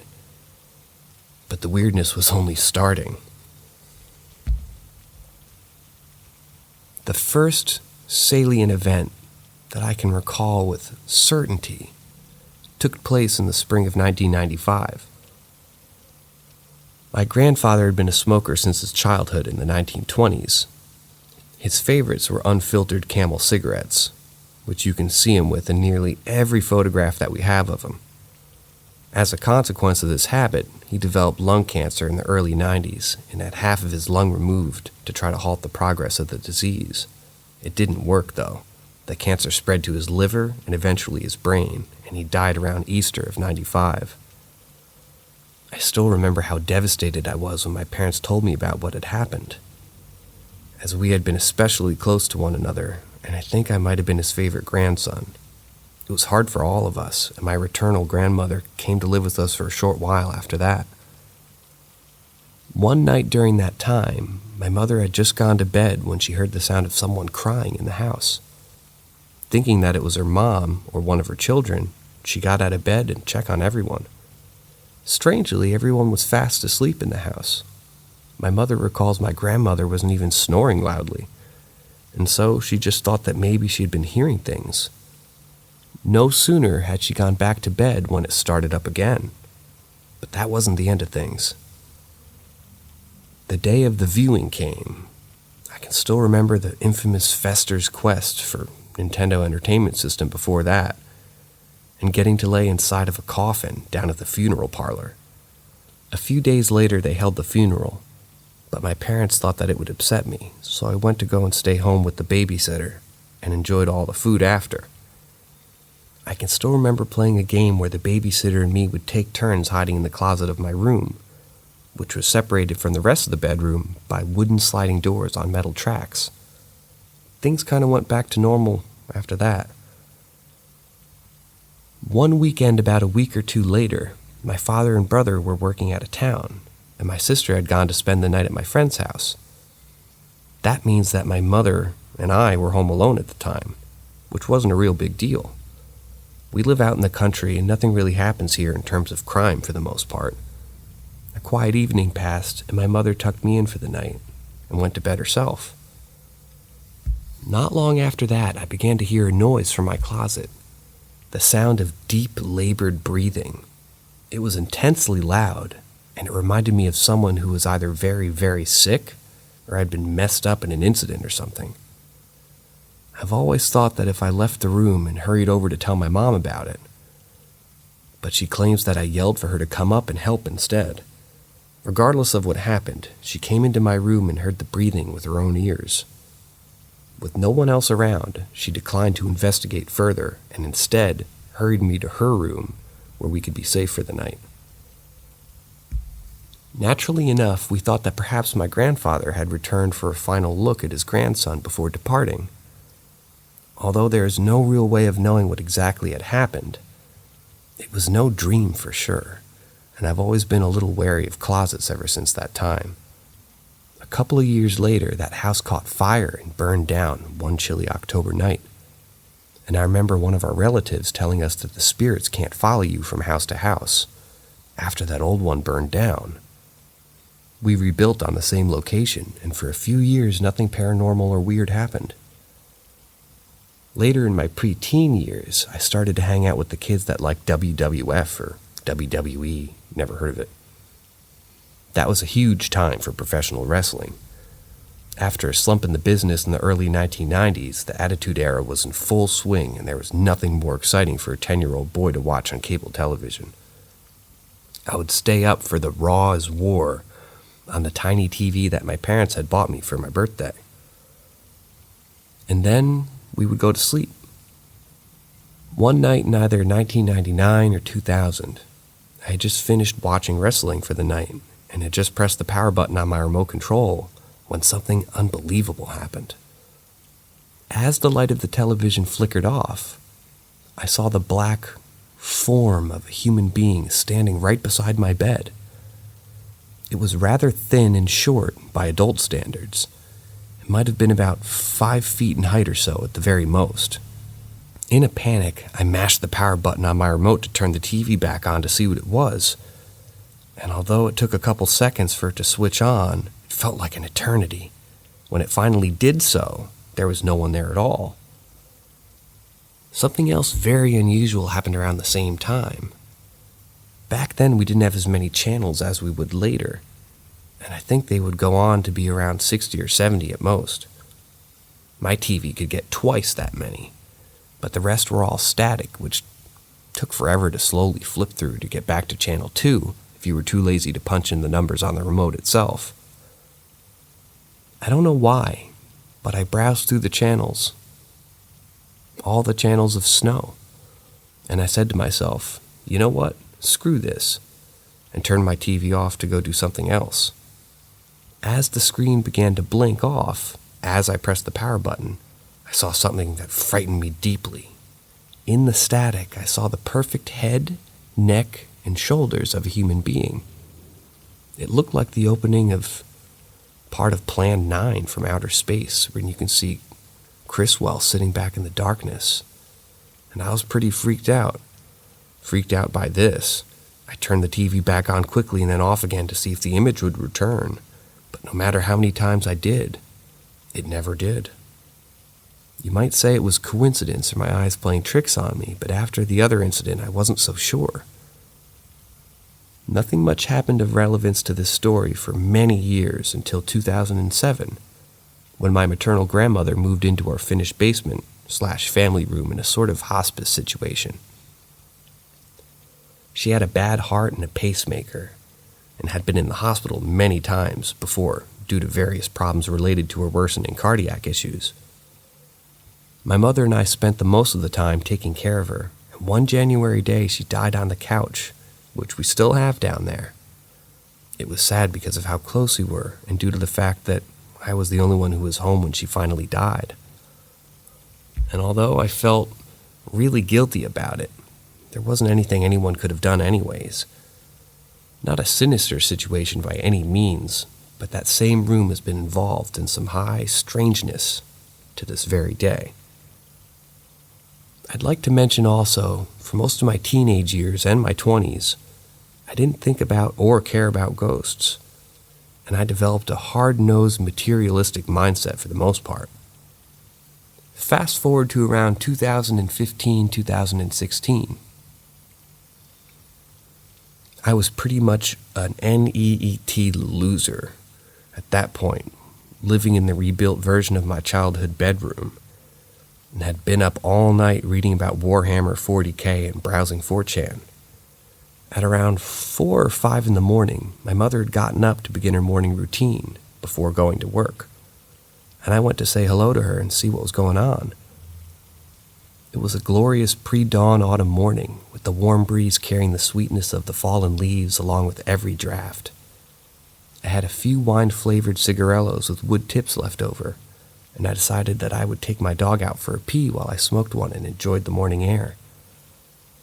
I left my computer running and the desk lamp on and headed out. My mother had already ensconced herself in the upstairs bathroom for her long hair and makeup ritual, and my father and brother were still fast asleep. Making my way outside with our 2 dogs, I stood beneath the big plum tree in our front yard and lit up my cigar while they ran to do their thing. The sky was amazingly clear, and a huge patch of stars around the zodiac belt gleamed above me in the blackness. It was as perfect as you could ask for, except for one little thing. I suddenly noticed the silhouette of a human being standing at the double-hung windows on the eastern end of my room. The Venetian blinds were down, and whoever was up there was perfectly backlit by the desk lamp on the other end of the room. It made me think of the Sherlock Holmes story, where he puts a dummy by his window to trick an assassin into shooting at it. Without really thinking, I assumed my mother had gone into my room for something. The silhouette of a human figure was plain as day, and it stood motionless at the blinds for a few seconds that I watched it anyway. It felt like whoever was up there was looking at me, although it didn't really click until later how dumb that would be. I took my eyes off it for a moment to check on the dogs, and when I looked back, it had vanished. Thinking that nothing was amiss, I finished my smoke and corralled the pups back inside the house. To my surprise, my mother was still in the bathroom, getting around the door shut, and no one else was awake. My room was quite empty, and when I knocked on the bathroom door to inquire whether or not she had been in my bedroom, her annoyed manner upon being interrupted immediately told me that I was stupid for even asking that question. The more I thought about it, the weirder the whole thing seemed. Whoever had been in there had just been standing so close to the blinds that their nose must have been nearly touching them. And they had not bothered to part the blinds to peek through them. Like a normal human would have, I guess you could say they could have just been standing with their back to the window, but that still would have been weird. Who was it? Skip ahead to 2019. I don't think I need to tell anyone reading this how chaotic things were that year. So much fear, anxiety, and turmoil. On top of all that stuff, strange events were taking place here at my house.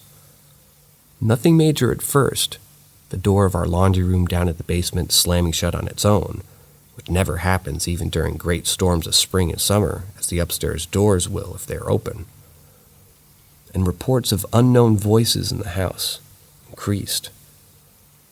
My mother was the first to mention this, and that she thought she had heard a man's voice saying her name from down in the basement or in other parts of the house, although I myself never heard them at that point. After all that had happened to me, I was willing to give her the benefit of the doubt, but I think everyone was just kind of writing them off as being strange but unconnected events. Nothing happened to me directly until the memorable day of 11/27/2019. The day after Thanksgiving in 2019 was on a Friday, and at that time I was working at our family construction business. I had eaten well the day before and had gotten a lot of sleep, and was feeling pretty good even though I think we were working all that weekend to catch up on our schedule. By a little before 8 a.m., I was ready to head to work with my father and brother as usual. But by an odd turn of events, we were delayed that day by the failure of our water system. Our house is out in the country and draws water from a well, and the whole arrangement can be pretty finicky when it decides and wants to act up. That day, my mother had been taking a shower when the well pump chose to kick off, and so she was left standing in the bathtub covered with soap while we scrambled to heat up water for her to rinse off. There really wasn't much for me to do, so I settled down on the couch to watch TV while I waited for them to finish up. A bit later, my brother came in and joined me, and after a few minutes, his dog started to groan and make a fuss like he does when he goes outside. As my brother stood up to go and take him out, his movements caused my eye to pan to the left. Just as they did so, I saw the most unusual sight indeed. Out in the kitchen, right near the ceiling, some kind of silver orb, like the golden sneetch from Harry Potter, was floating from the near skylight towards the staircase.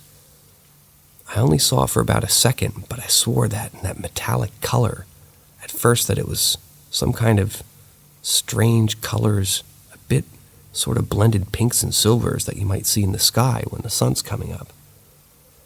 Like it was kind of bright or lit up inside. I don't really know how to explain it because I've never seen anything like it in my whole life. To make things weirder, it then changed forms. Our house has pretty high ceilings on the first floor, so I would say that it was flying about 7 or 8 feet up at that point. Suddenly, without landing or flying downward at all, it instantly transformed into a big black shape on the floor. It was about 4.5 or so feet in height, and was somewhat of a pointed cylinder, a pyramid shape rather than a bipedal or quadrupedal. The best thing I can compare the shape to is actually a reference to tentacles from the game Maniac Mansion. Although it didn't have suckers on it or any features at all, it was just a deep and shiny black, like some kind of rubber, or like when you put on a whole bunch of plastic in a fire and burn it up. It was solid too, because I could see the light from the big window behind me kind of reflecting in it. When it changed forms, it didn't stop moving or lose momentum at all, and propelled itself smoothly forward, and then to the right down our basement steps, just like a train on a set of tracks. I was so shocked by what I saw that I sprang up from the couch and yelled, "What the fuck is that?" Sort of loped after it. I followed right behind it down into the basement, thinking I was about to confront a very strange intruder, but it was all calm and peaceful down there. Nobody else saw it or noticed anything at all, but I was in psychological shock from what had just happened. As we went out to the truck to go to work, my whole body was numb and I was nearly vibrating with fear. I couldn't think of anything else but what had just happened, like I had just survived a plane crash. I chattered mindlessly about the shape and the flying silver orb, and was just in tatters for the rest of the day. When we got home that night, I couldn't sleep well for days out of fear for whatever it was, and that it might come back and show up in my room. It was a good while before I could even bring to consider myself sleeping without all the lights blazing, and I started to pray to God and Jesus Christ to protect me from whatever that thing had been. Combined with everything else that happened, everyone except for my dad was getting pretty freaked out, and things didn't stop there either. I didn't start writing things down as well, and I should have until that summer. But there was enough weird stuff going on that we actually contacted paranormal investigators from our state. The first outfit that we emailed was run by a former state trooper who I found out later who had been on the Travel Channel before talking about paranormal subjects. Really nice dude, and very patient, and someone who contacted them out of the blue with a wild story. His group is from a town about an hour to an hour and a half away from here, so he kindly put us in touch with a local group of investigators who were much closer. They were also very nice and extremely patient as we explained our story to them, although in the end, because COVID was going on, nothing really came of it. They definitely believed us, though, and suggested that it could either be something related to my grandmother's death in the basement room, or something to do with the negative energy surrounding the former occupants of the house. Although there is no definitive proof of what was happening, it was a huge relief to have someone there trying to help at all. Weird stuff continued to happen after that. One day as I was standing in the dining room speaking with my mother, I watched as a 3-by-3-foot basket was filled with decorative gourds and pumpkins lifted one end of itself off the buffet table. It was sitting and slammed back down. None of her cats or dogs were near it at the time, and my mom and I were alone in the house. My brother and I tried a few experiments later to see if we could replicate the phenomena, but no matter what, we couldn't get it to happen again. Just little weird events would seem to happen more and more to the point where I started to write them down. One thing that all of us, except for my father, heard were the voices. My mother heard them the most, but I also did later on. Usually she'd be in the laundry room, which is in the basement, or in the kitchen when she would hear them. Usually it would be a man's voice calling her name out loud in English at a normal volume. But one day she heard a man shouting from our basement in something that sounded like German. My brother also heard these voices, although for him it would be in the early morning hours when he was sleeping in bed. Sometimes it would just say his name in sort of a loud whisper, but one day he also heard the voice saying my parents' name, like it was trying to call them out of their bedroom. I also heard voices when I wake up from when I was sleeping, although to me they sounded female at first. A couple of times when I was home alone, I woke to a woman's voice calling my name, and I would say, "What?" thinking that it was my mother. Invariably, there'd be no one there when I would go check outside my room. One day I awoke to a very harsh voice saying, "Get up," like it was mad at me for sleeping in. Although I don't know if it was a man or a woman that time. Probably the weirdest of all was when I heard it when I was awake in my bedroom at night. It was probably about 8 or 9, not really that late, and I believe I was just messing around on the computer at the time. All of a sudden I hear a man's voice call my name very clearly from the wall to my right. Although there was nothing there but my bed frame and some stuffed animals that were sitting on it. What really shook me up about this, aside from wondering if I was going crazy, is if all the other stuff hadn't happened, I probably would just think this was nuts. Another weird thing that we experienced was what I called the phantom dog. We live out in the country and don't really have too many other houses right around us, so aside from our own dogs, it's really rare to hear or see any others. Neither of my closest neighbors had a dog during this period either. My brother heard this more than any of us, I think, because he spends the most time downstairs, but I also heard it too. It sounds like a dog barking, but not like it would if it were actually outside. Instead, picture yourself in a gigantic tunnel with you at one end and a dog on the other. By the time the sound gets to you, it sounds kind of echoey and muffled. And that's exactly what this was like. When I heard it, I would swear that it sounded like it was coming right out of an empty space in the wall above my front door. My brother also, and my mother, described hearing what sounded like the same thing, and I believe him. My brother also had his own ghost sighting, although I don't know what date this happened. It was definitely in the late spring or summer, as I was outside in the Adirondack chair in the yard, reading while he was inside. It was just a normal day until he came out, hurrying out of the house and beelined straight toward me. I could tell right away that something was wrong in his pallor of his face. He was pale as a sheet of paper, and I was ready to hear terrible news like my parents had just been in an accident or something. Instead, he told me the following. He had been downstairs in his bedroom with the door open, and he had seen an adult man walk across the doorway and disappear into the family room. The place where the man had come from was a solid wall with an old gun cabinet in front of it. And it absolutely wasn't possible for him to have come from anywhere else down there. When I asked him about it, my brother described the man as wearing some kind of dark old-fashioned coat with buttons on the sleeve. If you had seen his face and how flabbergasted he was by all this, you would have believed him as well. On 7/30/2021, my parents were getting ready to go to Hershey, Pennsylvania the next day to see Guns N' Roses. There are 4 of us that live here. My dad had gone into town to run errands, and my mother was packing a suitcase in her second-floor bedroom. My brother was down in his floor in the basement level, and I was taking a shower on the second-floor bedroom. Now, our kitchen is on the first floor and our bathroom's on the second. We share a wall, even though they're on different stories, if that makes sense. The shower above and the oven storage cupboards below both sit on opposite sides of a concrete divider, so if someone is frying bacon on the stove, you can smell it perfectly well in the bathroom. I was just showering normally when I heard what I thought was someone rooting through the storage cupboards down in the kitchen. The ones on the other side of the oven are stuffed to the brim with pots, pans, baking sheets, etc. So if you go digging through them, you're going to make quite a racket. Sometimes when you're looking for a colander or a special pan, you have to hunt for it a bit. So at first I thought it was my mom searching for something, and I didn't pay much attention to it. What made me really suspicious was that the sound actually became louder and louder, like someone was really digging through the cupboards with some intensity.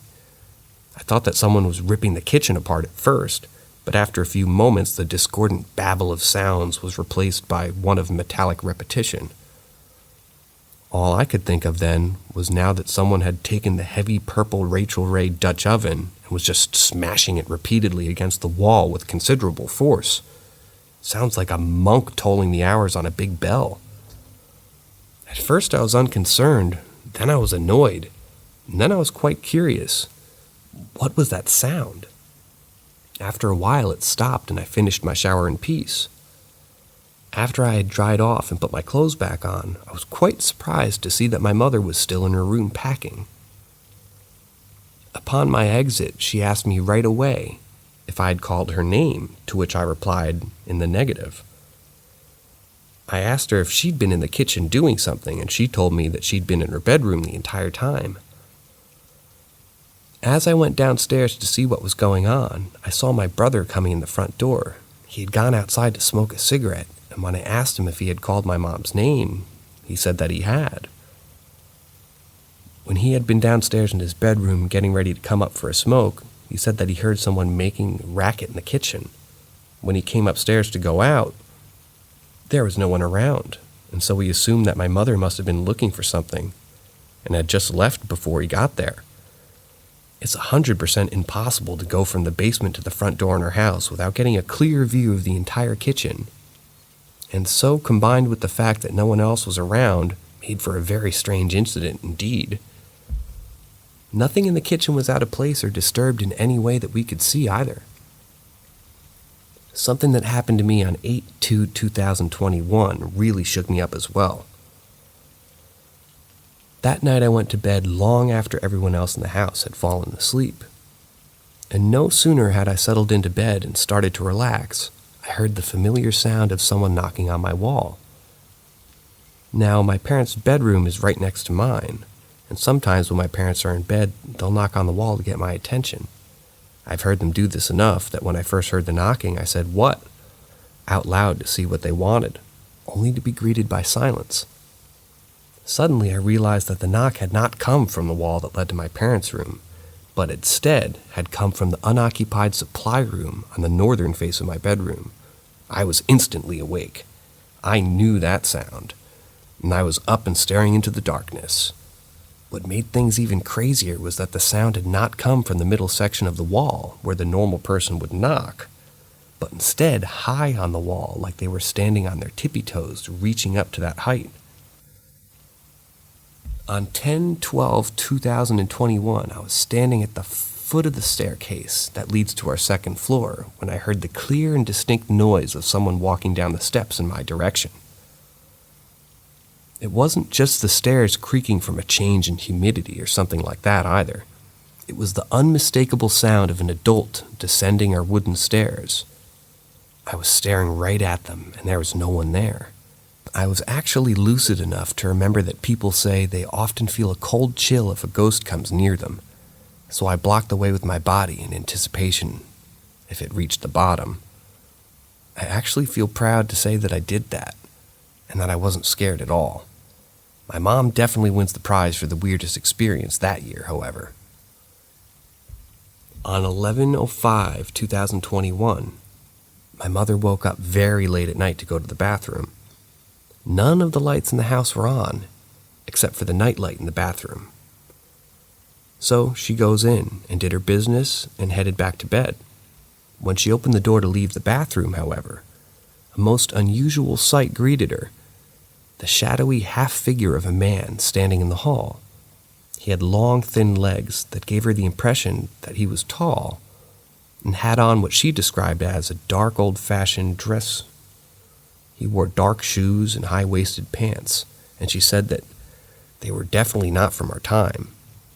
And oddest of all was that his body just sort of disappeared, not far above the waist. The man was standing right in front of the dog bed in the hall, with his feet pointed at my door, while our old Labrador retriever was sleeping peacefully, and the man vanished as soon as she saw it. I was actually awake at the time and playing Team Fortress 2 in my bedroom, and I remember hearing my mother get up to go over to the bathroom right when it happened.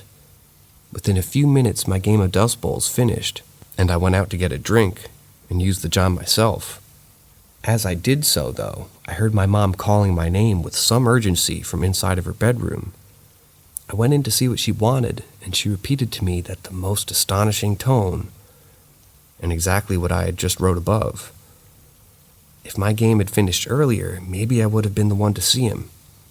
She confessed that she actually hadn't been afraid at all during that encounter, and she also mentioned that earlier in the night she had been sitting downstairs with a cat on her lap that kept staring towards the upstairs hallway as if something were there.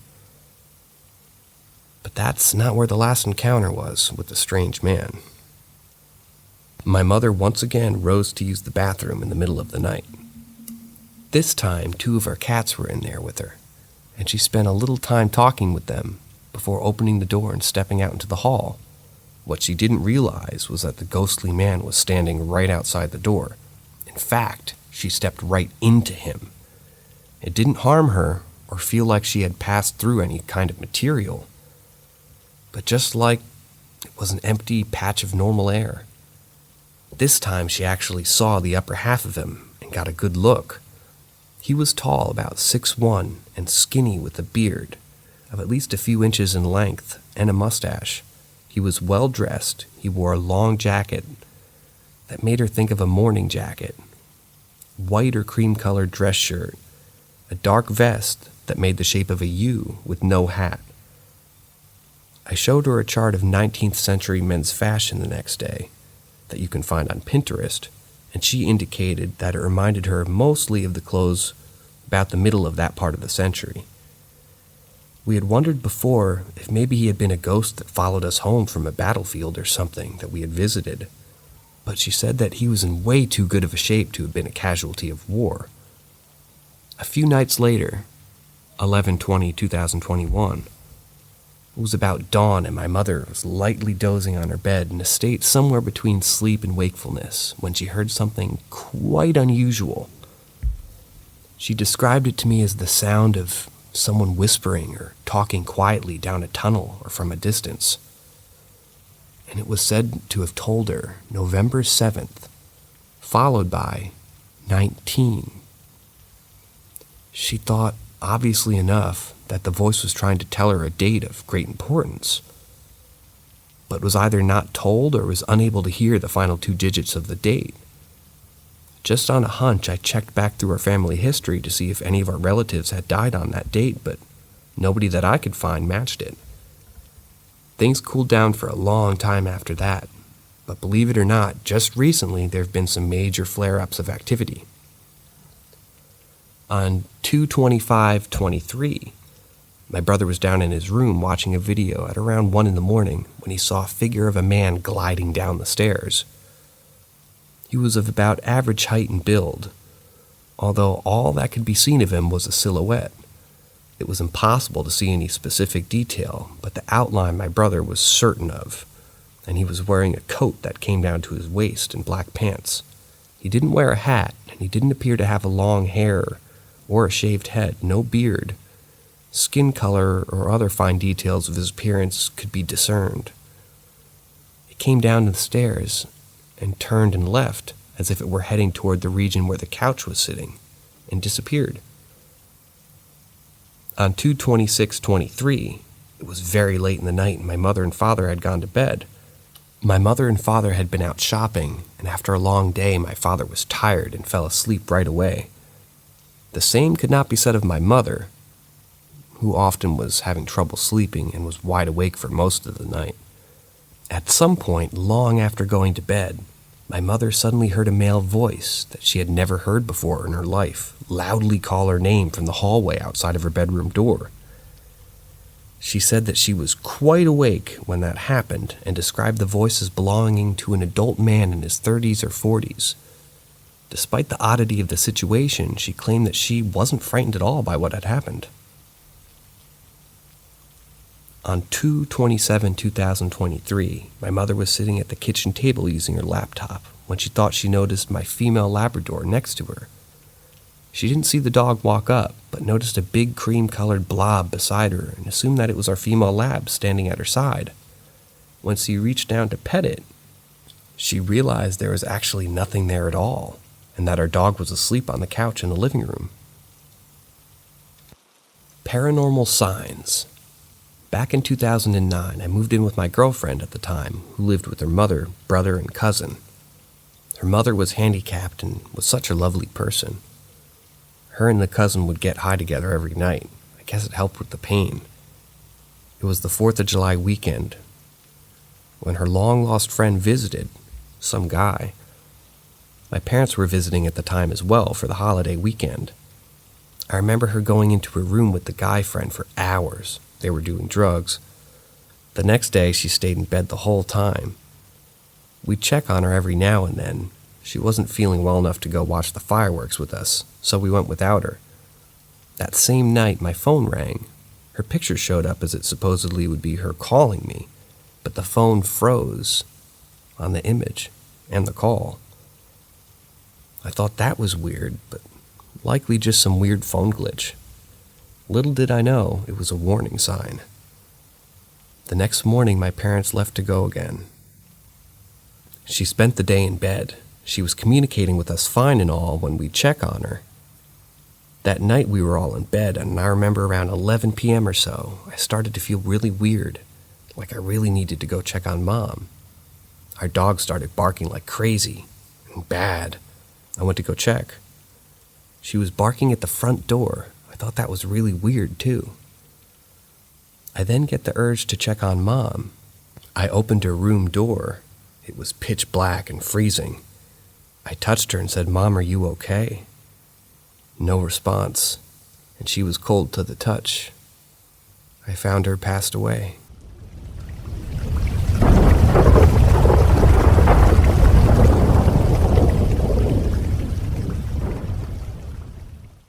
Three paranormal signs.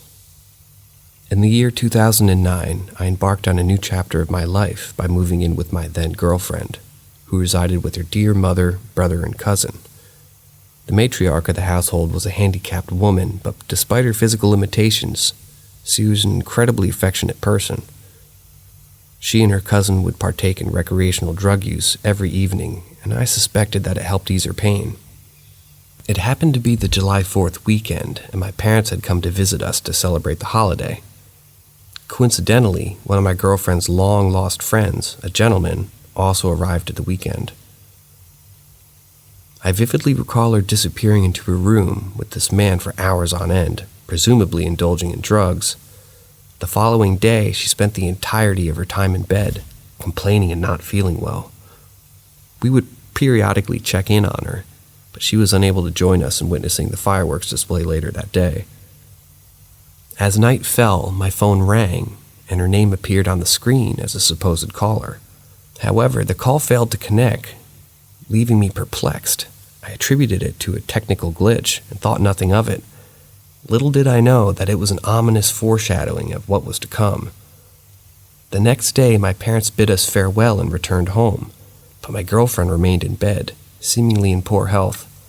She communicated with us when we checked on her, so I assumed she was merely experiencing a temporary bout of sickness. Late that night, around 11 p.m., an inexplicable feeling of discomfort began to creep up on me. It felt as though something was not quite right, and I had an urgent need to go check on my girlfriend's mother. The family dog started barking frantically, and I followed her to the front door. It struck me as unusual, but I brushed it off as the dog simply being overexcited. However, I still had a nagging feeling that something was amiss, and I felt compelled to check on my girlfriend's mother. I opened her bedroom door, and the pitch-black room was freezing. I reached out to touch her, calling out, "Mom, are you okay?" But there was no response. She was cold to the touch, and I realized with horror that she had passed away in her sleep. It was a devastating discovery that changed my life forever.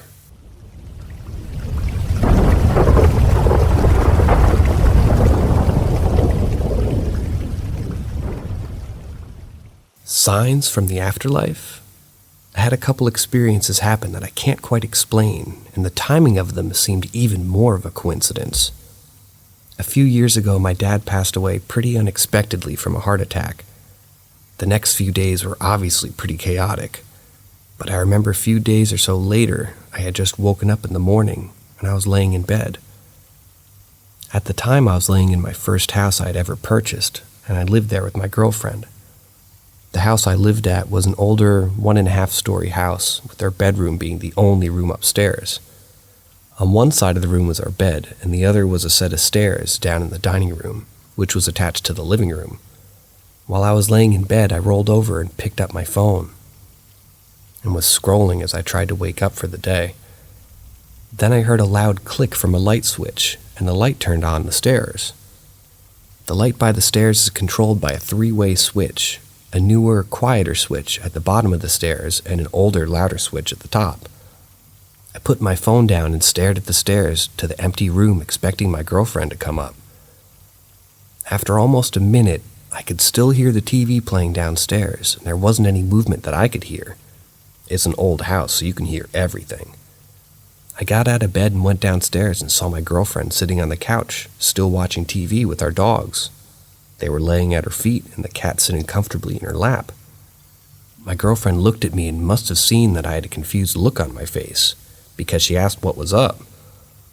Looking back at it, there is no way that she could have got up and turned the light on and sat back down that quickly without the animals being disturbed. I didn't hear her walking around either. I wish I could blame it on old wiring, but that light never did anything like that the rest of the time I lived there. The second incident was a couple years later. My mom got really sick with pneumonia and was hospitalized and basically put into a medical coma. She had several other long-term health issues with her lungs, so it wasn't looking great. A couple days go by and I'm at work, driving my assigned company vehicle, a 2018 SUV, which was pretty new at the time. My mom isn't showing any signs of improvement. I'm thinking pretty hard on it while I'm driving down some random rural road. I remember getting this weird feeling as I was driving by some big outdoor party or wedding reception. There was one person just standing outside by himself, staring at my car as I drove by. As I passed the place, my car radio randomly shut off, like all the way to the black screen. But it was the only electronic that seemed to have an issue. A few seconds later, I saw a Ford symbol pop up, and it booted up and I continued playing music from my phone as if nothing happened. For the rest of the night, I remember having this sadness and feeling of hopelessness. Late the next night, my mom passed away. The same company car was still mine for another couple years, and the radio never malfunctioned like that. Not even one more time.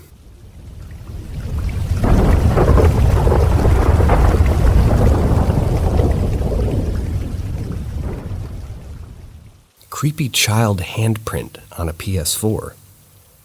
To preface this, I'm a 32-year-old male, and I've always been deeply interested and affected by the paranormal. From as early as I can remember, I always got weird and scared vibes in certain places. I would always see shadow people out of the corner of my eyes, and always felt like someone or something was watching me in my room when I slept. It was to the point where I would beg my parents to let me sleep on the ground next to their bed, and when they inevitably told me no, I'd begrudgingly walk back to my room, terrified, every night that I would have dreams that a monster, vampire, or demon would chase me, until I'd eventually just give in and stop running, at which point I'd be eaten alive and snap out of my sleep. The only time I ever had peace at night as a child, an 8-year-old, was when we bought a gray tabby kitten. I truly feel like he protected me in my sleep because for the years that he was alive, my bad dreams went away. He died of leukemia at a year old. Fast forward to 2021. I was 30 years old and I worked at a family-run Neapolitan pizza shop that was right next to a GameStop. I was the opening manager, so I would arrive every day at 7 a.m. and start the dough, along with getting the wood-fired oven hot. I would always hear weird things like pots and pans clanking together, spatulas falling on the ground, doors closing, lights turning off and then back on, and when I would approach the switch, but no one else arrived till 10, so I was always creeped out, but would usually blast my music louder and try to dull out the sensation of fear. One particular day, I arrived at my usual 7 a.m. and noticed a deposit bag laying in the middle of our kitchen. It was way too far away from the front door to have been tossed inside by a good Samaritan, so I assumed it was my closing manager slipping up. I open the bag and see a deposit for $1,500, all cash, with a GameStop receipt on the top of the cash bag inside. This kind of weirded me out, but I shrugged it off and waited for the GameStop employees to arrive so I could return the bag and have someone from getting canned. But when I saw the manager arrive, I walked next door and said, "Hey, you missing this?" I'll never forget the way that dude looked at me. He was half confused and half suspicious, as if I'd stolen the bag or something. He asked me, "What the actual fuck? How did you get that bag?" To which I told him I found it on the ground in the middle of our kitchen. But he was even more perplexed, as he was the closing manager the night before, and he distinctly remembered putting that deposit in the safe and locking up the store. I assured him I didn't steal it, and if I did, I wouldn't be returning it to them. He then randomly asked me if I'd ever hear sounds or things over at my job, and I told him, yeah, that store's haunted as fuck. Apparently, they experienced the exact same thing in their spot, rather frequently. This is where it gets really weird. GameStop's always had a PlayStation and Xbox inside the store, and it usually contained inside some sort of plastic container. He tells me that because of COVID, the Sony technicians hadn't been in their store in a year and a half. He tells me that they don't even have the keys to the container and can't open it to change games or do anything to it. He instructs me to go look at the PlayStation and tell him what I see. I walked over and see that at least 2 centimeters of dust had collected on top of the PlayStation, which is normal if no one's even opened the plastic container in a year and a half. But then I bent over and took a better look. And sure enough, right in the middle of all of the dust was a child's handprint. And I have kids myself, so for reference, the hand was about the size of a 2-year-old's hand. I was spooked and asked him what the fuck is up with that. He tells me he thinks it's a kid's ghost that haunts their store, and more than likely mine as well. He also said he never believed in the paranormal or anything like that, as he was a scientific type of a guy. But after working at that location for a few years, especially after that impossible handprint, his whole worldview shifted.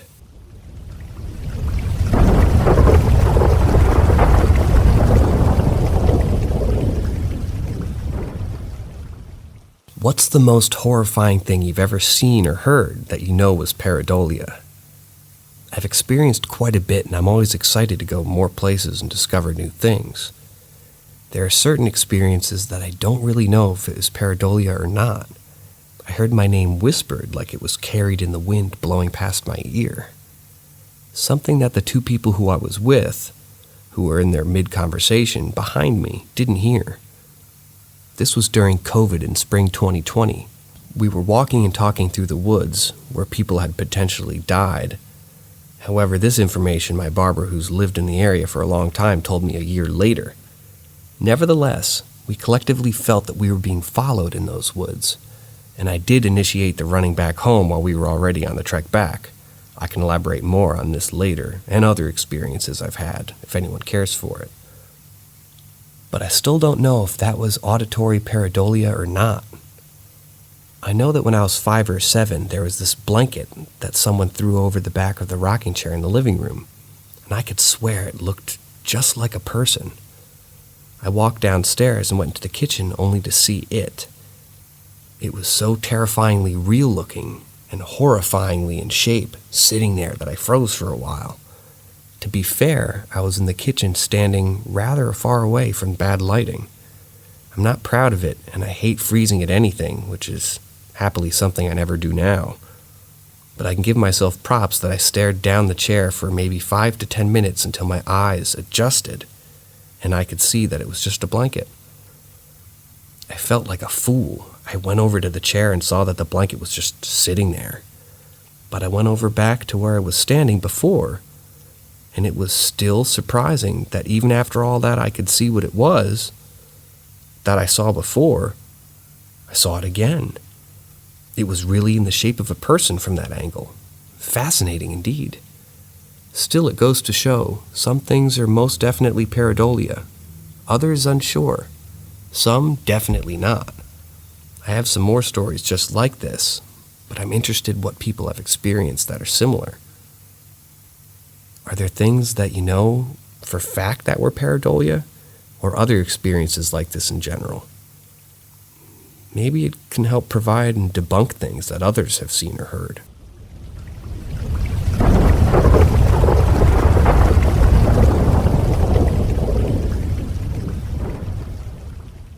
As a kid, I went through a lot.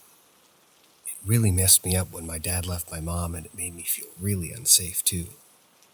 I don't know why, but I felt like something has been after me my whole life. No bullshit. I was strangely aware of death from a very young age, and it terrified me to even think of my family members dying. And I'd have terrible nightmares about awful things happening to my brother and my dad or my mom, starting at age 6 that I can remember. I've also had sleep paralysis my entire life, but didn't know what it was until a few years ago. I also realized that the stories I mentioned here weren't really sleep paralysis, but real encounters. I do have sleep paralysis on occasion, but it's nothing like what I describe here. So on one hand, I was scared to fall asleep because of my awful nightmares, but on the other hand, I was terrified of seeing the things I saw, and I still see them today. I had 2 windows in my room, one behind my bed and the other next to my bed. I kept my curtains open because the street light made me more comfortable falling asleep than the night light, as all of my night lights I had would mysteriously lose battery life after only a few days, and they'd flash randomly on and off throughout the night or day, or make clicking noises. I remember so clearly as it happened frequently from when I was about 7 to 12, when we moved out of that house, seeing a figure outside my window. A moving figure. Usually as dark as the night, and in some sort of robe. It looked a lot like the ghost of Christmas. And this same figure occurred in many of my nightmares as well. It usually just planted a hand on the window, or started banging on it, and continued to do so until I fell asleep.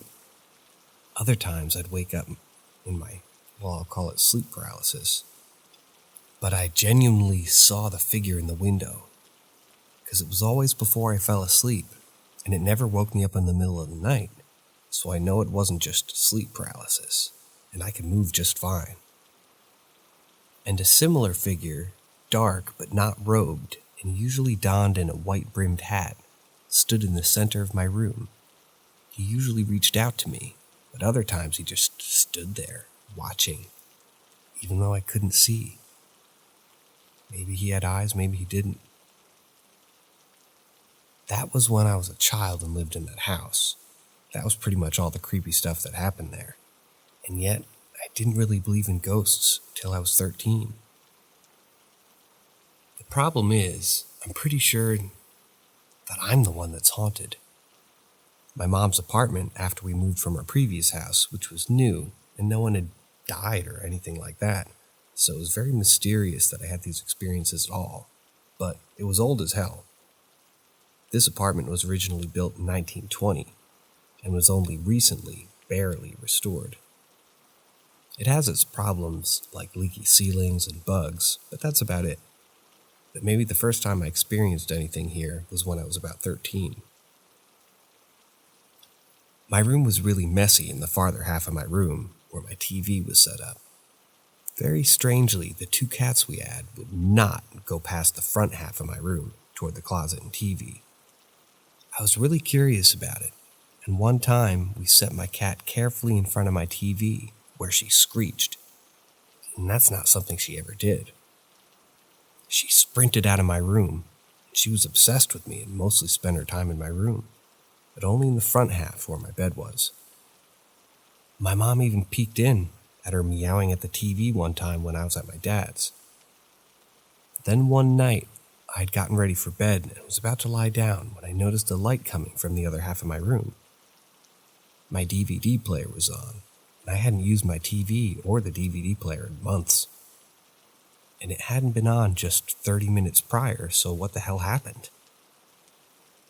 I knew damn well the cats wouldn't go near it, so I went to turn it off, and the DVD player has this little screen on it that says what it's doing, like searching or ejecting or turning off and stuff. But this time it said something that I've never seen before. Controls, it said. It turns out that you can click on the settings buttons of the DVD player and click a few more options to get to the screen where it would say that. But I didn't press those buttons, and neither did the cats, so I turned it off and strangely fell asleep just fine. Little things have happened in my mom's apartment since, but nothing that can be clearly described as a paranormal occurrence, until the last few years. I changed my room around in my mom's apartment when I was 16. I got a bigger bed and put in a wall for that, and that covered the first half of my room where the TV used to be, and put the TV in the front half of my room. The first thing I noticed was that my old Kinect, which sat on top of the TV, and it was a big box TV. I never used the Kinect, but it was connected to the Xbox and would turn on when I turned on the Xbox. I could see the little Kinect icon on my home screen and began noticing figures behind me, where my TV had been and now my bed was. But they didn't move. They were very humanoid, and nothing in my room would make those shapes, let alone show up so prominently on my Kinect. Then came the touching. I began to feel someone touching me all the time. I would lie in bed and feel someone slowly press up against me. I'd be in my kitchen and suddenly feel someone touch my back or shoulder when no one was home. I could even be in school, standing behind my friends, and no one else behind me, and feel someone touch my shoulder. That's when I also realized it wasn't just happening at home. Not to mention my sleep paralysis began to get worse when I slept in my bed after I moved to the paranormal side of my room. But it changed from that figure to other things like spiders crawling all over me, or a human intruder breaking into my room through my window and reaching in their hand, and I could see it and hear it all happening, but no one was there. I can tell now that that was real sleep paralysis instead of my paranormal kinds, as they were brief and didn't feel threatening. My paranormal kind lasts for hours, at least it feels that way, and it's more ominous than threatening, even as a child. Then came the name calling. You know the feeling you get when someone says your name, but they didn't? Now imagine that happening when no one's there. Everywhere I went, school, my dad's house, my mom's house, someone calling my name, usually in my own voice or some man's, but the voice was never creepy. If it was my voice, it sounded like I was screaming my own name. But if it was that man's, it sounded almost loving or caring, and no one was there. But the footsteps creeped me out the most. The footsteps started when my brother left for college, and my mom and I were left in her apartment alone. The footsteps also still happen today. My mom works a shitty schedule at a nearby hospital and goes to bed around 7 p.m., only to wake up at 3:30 a.m. I used to go to bed around 10. My mom sleeps like shit. She always probably will too. So she wakes up in the middle of the night almost every night. One night when I was 16, I was lying in bed about to fall asleep when I heard pots and pans banging in the kitchen. I was tired, and I just assumed my mom couldn't sleep and got up to do the dishes or something. But then I heard footsteps outside my door and saw a shadow underneath. Kinda weird. My mom had zero reason to come near my door. But the next day, she got home from work. I asked her what she was doing the night before, and she said she slept great, and she didn't get up once. My mom didn't believe in ghosts, at least not the spirits that would be around our small town or anything like that. It was something bigger, and a lot happened there. Many people died, and that was just one thing. But when my mom started hearing the footsteps at night, she started to realize the shit I've been saying might not be so crazy after all. She even started asking me if I'd gotten up at night when I usually slept great, and I didn't get up at all. Occasionally, we've heard the footsteps and have seen the shadow from underneath our doors together. Occasionally, we walk out just to see if we straight up have an intruder, just to see nothing there, but continue hearing the footsteps go around the house where we're looking. I've heard my mom's voice, as if she was talking to someone, when in reality she was fast asleep.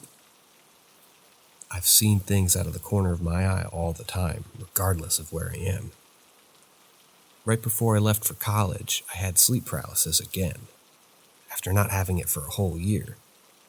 I was laying in my bed and there was a strange, bright light pointing toward the dark figure at the end of my bed, with glowing red eyes and a wide-brimmed hat. But for some reason, this time I wasn't scared, not even nervous. I had an overwhelming sensation of relief.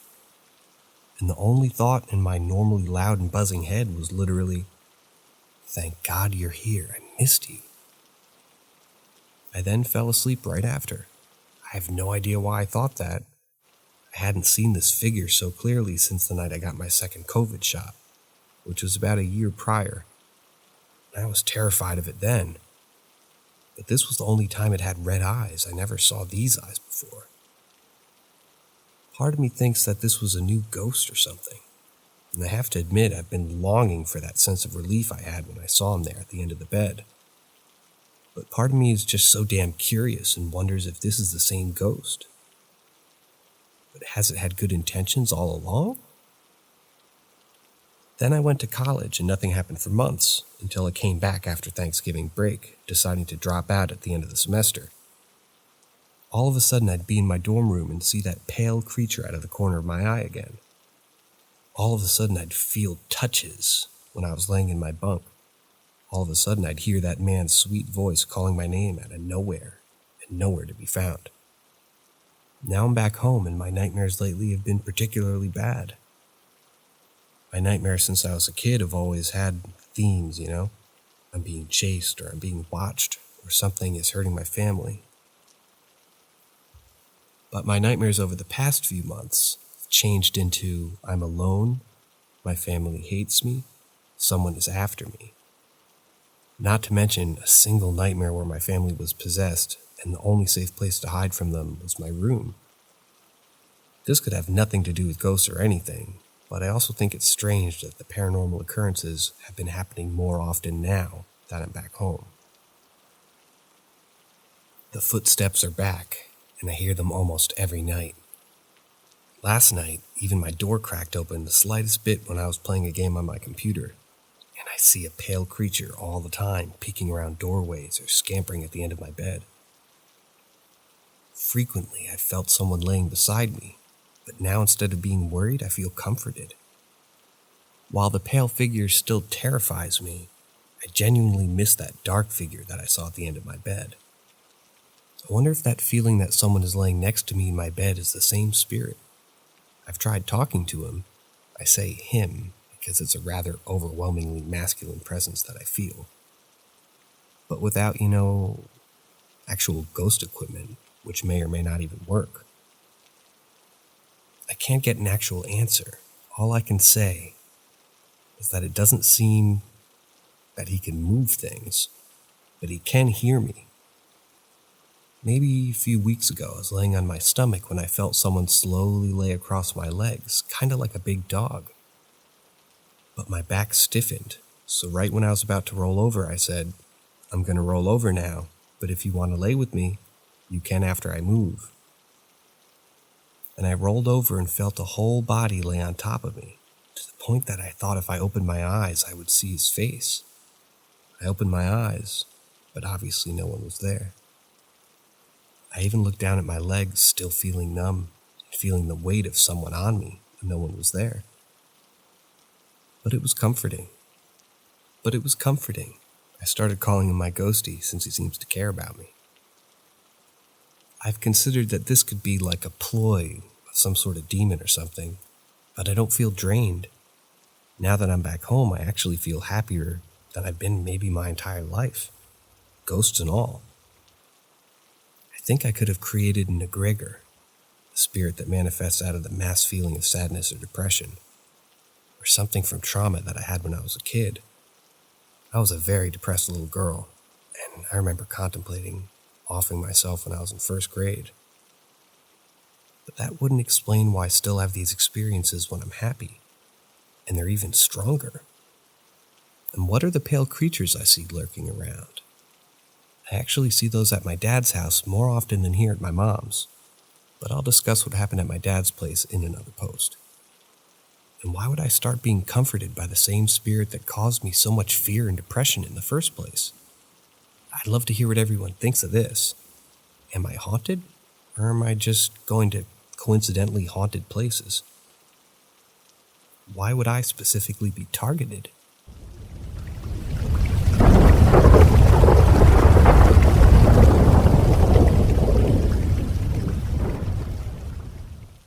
I Think I'm Haunted, Part 2.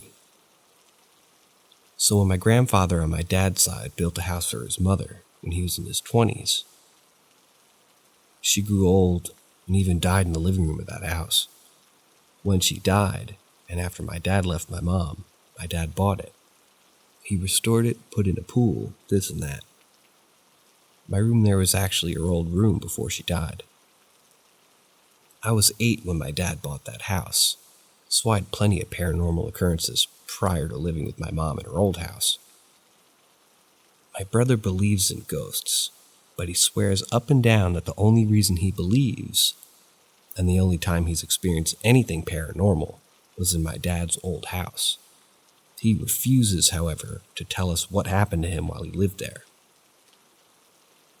Now, I mentioned my great-grandmother's passing, but I know she's not a ghost haunting me or that house.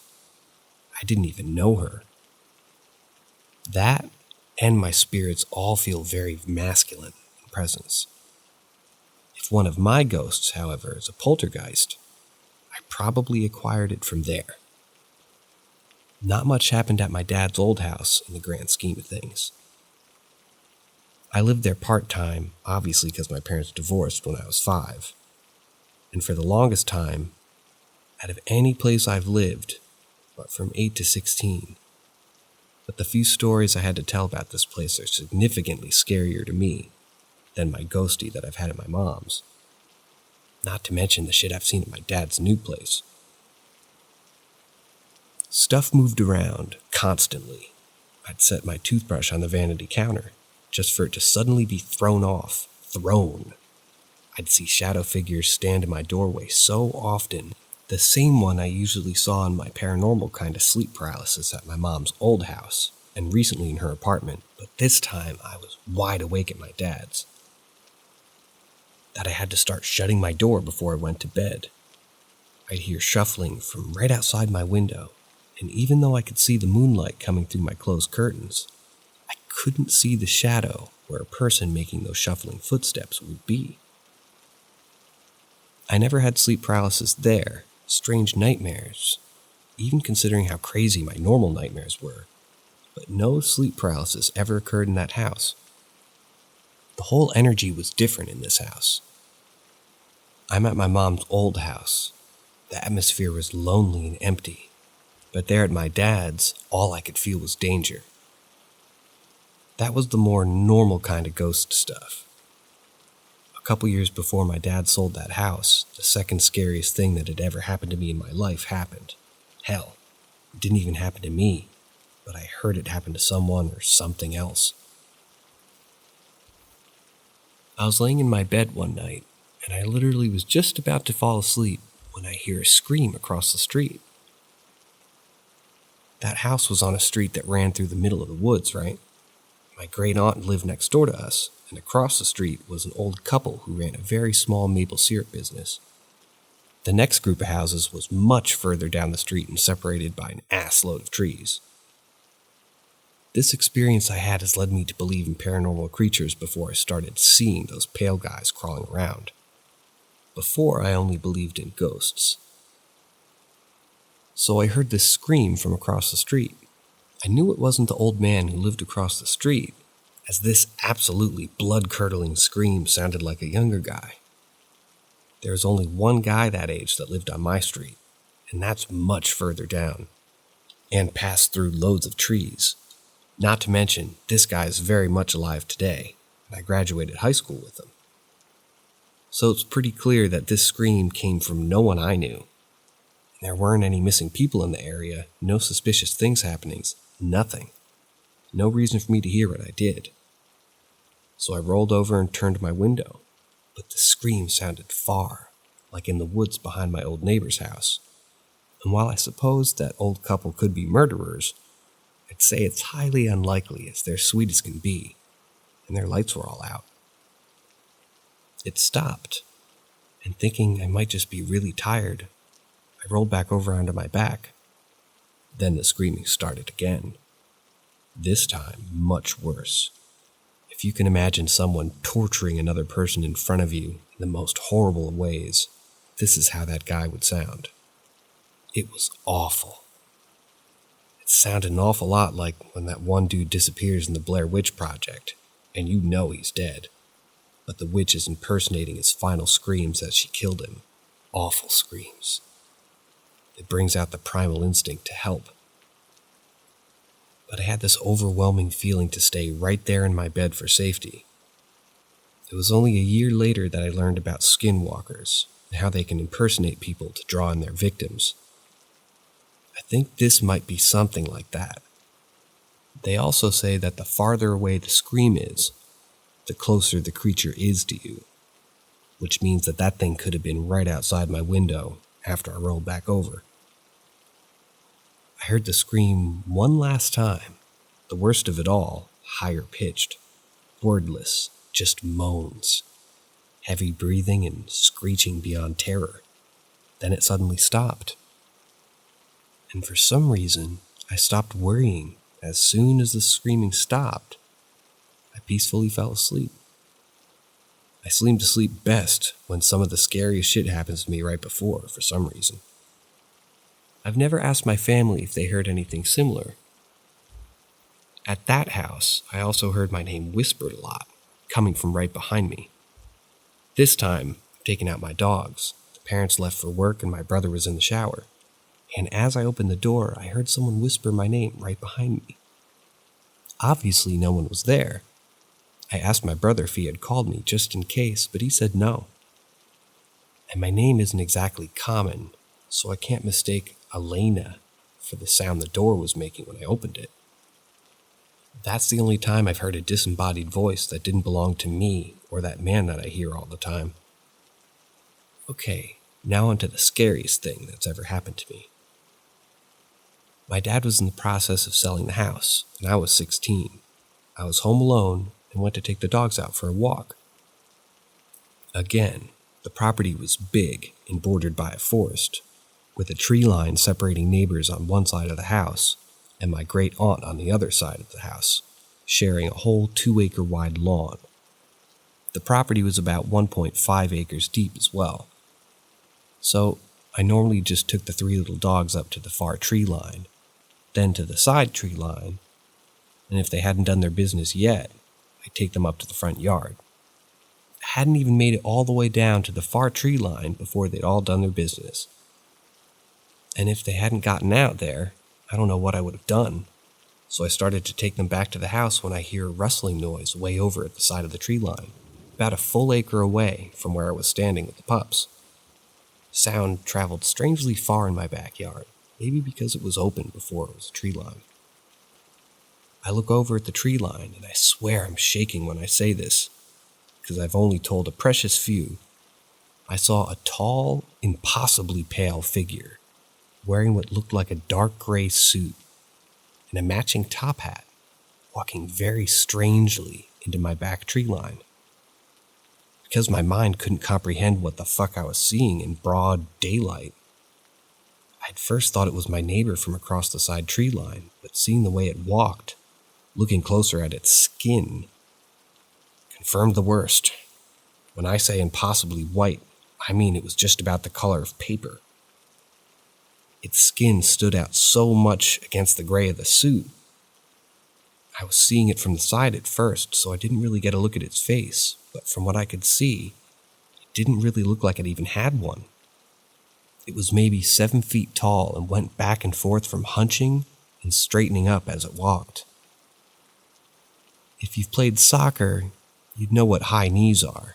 Now imagine walking very slowly doing high knees, taking one knee up to your chest, then the other, all the way up. That's how this thing walked. And from what I could see, there wasn't any hair in its head. Nothing but a drab top hat. And it walked this right next to my side of the tree line, looking and walking toward my far tree line. My dogs finally noticed that it was standing at the same place for a little bit too long, and looked over at this thing that I was seeing. Then one of my dogs started to bark, and I freaked the fuck out. It looked back up, expecting to see it start running at me, but I think it was much creepier that it continued to walk that same way toward the back tree line without looking over. All it did was slow down. Then my other dogs got in the barking. I just watched as it kept slowly walking toward my tree line. Who doesn't look in the direction of a dog barking, especially when it's really loud and echoing around the property? That's when I got this intense feeling of danger and grabbed all 3 pups and sprinted back to the house.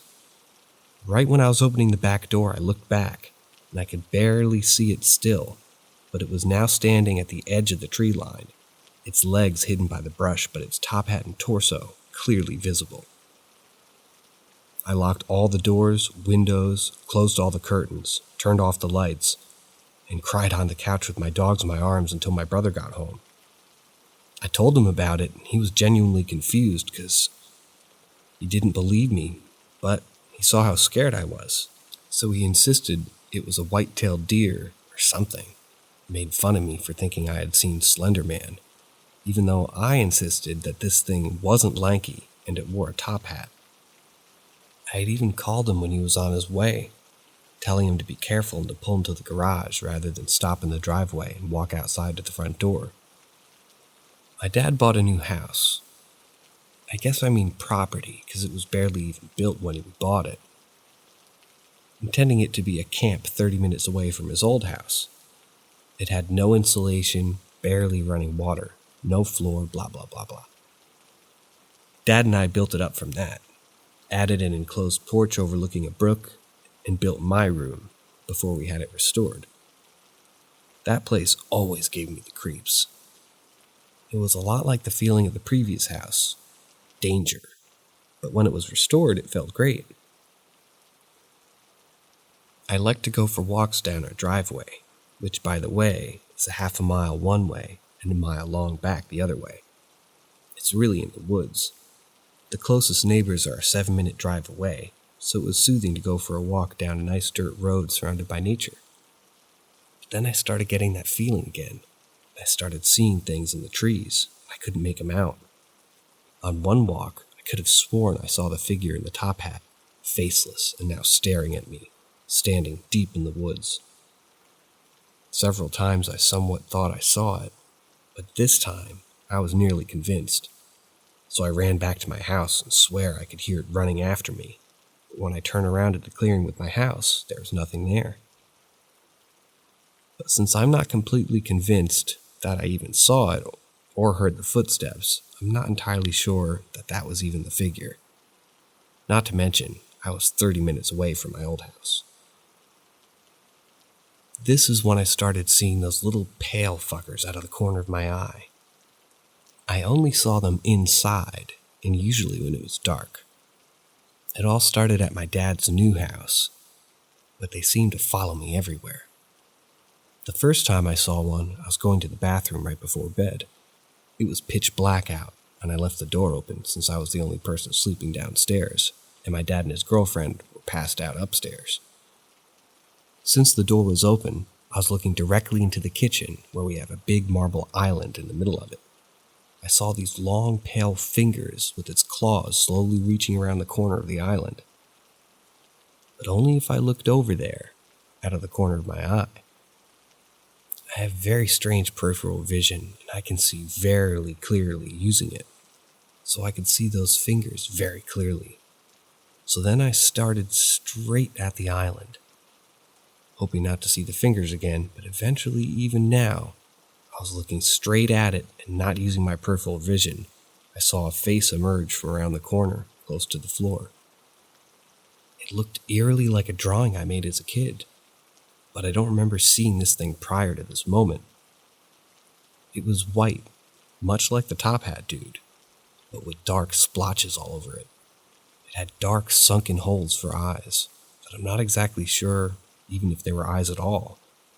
And for a mouth, much like this drawing I had made, it didn't really have a mouth but a hole, but a thin line of crusted and dripping goo in the form of a grin along its face, no hair.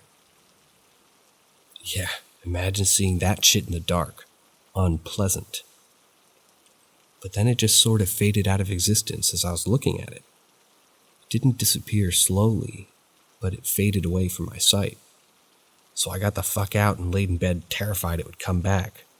Couldn't see it in my room though, I never have. Not there at least. But then almost every night after that, I saw the same thing. Sometimes it crawled really fast past the bathroom doorway. I could see it move so clearly in the corner of my eye. It wasn't built like a human. It walked on all fours, but instead of an arched back like a human would have, its back was flat, and its legs were long and skinny, and built like a fucked up dog. Except for the arms, which were short with those long, clawed fingernails. And I still see this thing. I've gotten so freaking used to it, I'm not even scared anymore, just weirded out and wondering if I'm crazy. A couple days ago, here at my mom's apartment, I saw it on the floor beside my bed. But when I turned to look at it once more, it scampered away. But it sounded like something was clawing at my rug all night long, kind of like a cat. Both of my cats are dead, and they never play with the rug. So this weird thing was playing at the foot of my bed with my rug. So yeah, I think I'm haunted. Even though the poltergeist activity only happened at my dad's old house, I've seen one thing move in my room here at my mom's one time. I had my slippers at the end of my dresser. One night, I walked into my room and one of my slippers had somehow gotten slurped up underneath my dresser. So I pulled it out from under, wipe it off, and leave my room again when I hear it slide again. Once more. This was recent, and since I'm so fucking used to ghosts, this only annoyed me rather than scared me. Like, come on, my slippers, do better. But then I turn around and sure enough, the same slipper was completely underneath my dresser again. It's never happened since. Nothing has moved around me since. But I'm curious that the spirit from my dad's, which didn't feel malevolent, followed me here after all these years, but why? And even more creepily, although I'm the happiest I've ever been right now, the haunting seems to be the worst. Only the feeling of the ghost's presence isn't scary anymore. It's almost relaxing to know that they're there, and I don't know why it suddenly changed. But the weird thing is that I'm constantly waking up with scratch marks on my wrists, arms, and hands. Scratches that range from size of my thumb to about the size of my fingernail. I sleep with my arms tucked into my chest and I have long fingernails, but this has never happened before. If anybody knows what this means, I'd really appreciate some help. I could just be paranoid, especially after writing this. I'm a little nervous to deal with my ghosts and everything else I've experienced. I have a tiny scratch at the base of my thumb right now, actually.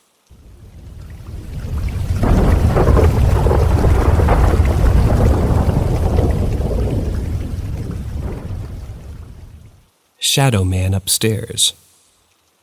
When I was a kid, I'd stay over at my grandfather's house every other day while my mom was out doing stuff. Normally I didn't feel scared of his house, unless it was real late at night. But something happened in the morning when I was about 4 years old. This particular morning, my aunt, who was staying upstairs for a long period of time, had left the house before either me or my grandfather had woke up. Later, my grandfather, assuming she was still upstairs, had left to run some errands. I would sleep in the same bed as him, so when I woke up, I noticed he wasn't in his bed and called out to him. After a few minutes, I began to panic, and I got out of bed to run upstairs to see if my aunt was there. And that's when I saw it. A tall, pitch-black figure standing directly in front of my door, which was closed. There were literally no features on this figure, and it stood completely motionless. My best description is that it looked like a three-dimensional humanoid shadow. I began to creep towards it, but when I got close to it, I decided to go back downstairs, still panicking with tears in my eyes. I wasn't scared of the shadow, but I guess my human nature kicked in and told me not to get within arm's length of something I didn't understand. My mother, discovering I was alone from talking to both my aunt and grandfather, sped over to his house as quickly as possible to pick me up. I was more afraid that I'd get in trouble for pissing the bed than I was for the shadow man upstairs being there. When I changed my clothes and got into the car, my mom asked me, "Did you try to go upstairs and see if your auntie was there?" To which I replied, "I tried, but the man was standing in front of the door." Keep in mind, this is coming from a 4-year-old who barely has a grasp on the concept of lying. Imagine hearing that from your kid randomly, of all things. I'm an adult now, and I've heard this from my mother. And when she was younger, she was staying over at my grandfather's house, and one night she woke up and saw 2 men talking in the hallway, but couldn't make out what they were actually saying. When she screamed to wake her dad up, turned back toward the hallway, they were gone. My grandfather's house is pretty old, so between these 2 experiences, I think there's at least one spirit haunting this house. I haven't really experienced any more paranormal stuff other than seeing a shadow of what looked like my dog running to the side of my bed. My buddy saw it too. But I never forget the tall, featureless figure.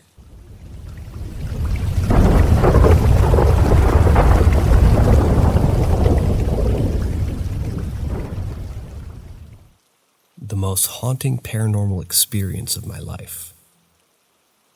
This happened to me in my early teens. I'm 21 now. My best friend growing up had this huge farmhouse in the middle of Virginia, and it was very old, but beautiful, and also had a very dark history. In this house, there's a tunnel that leads to an underground room of sorts that was used for slaves to hide in the 1800s. And I'm 90% sure that some died down there while hiding, so you can imagine the history and energy that fills this house. I always felt scared there.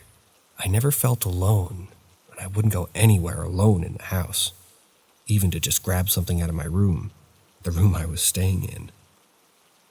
Even the family was scared to stay there with no company, because the intense apparitions and experiences, which I can get into another day. The rooms were massive, and the entire house was white, with honestly creepy vintage decor.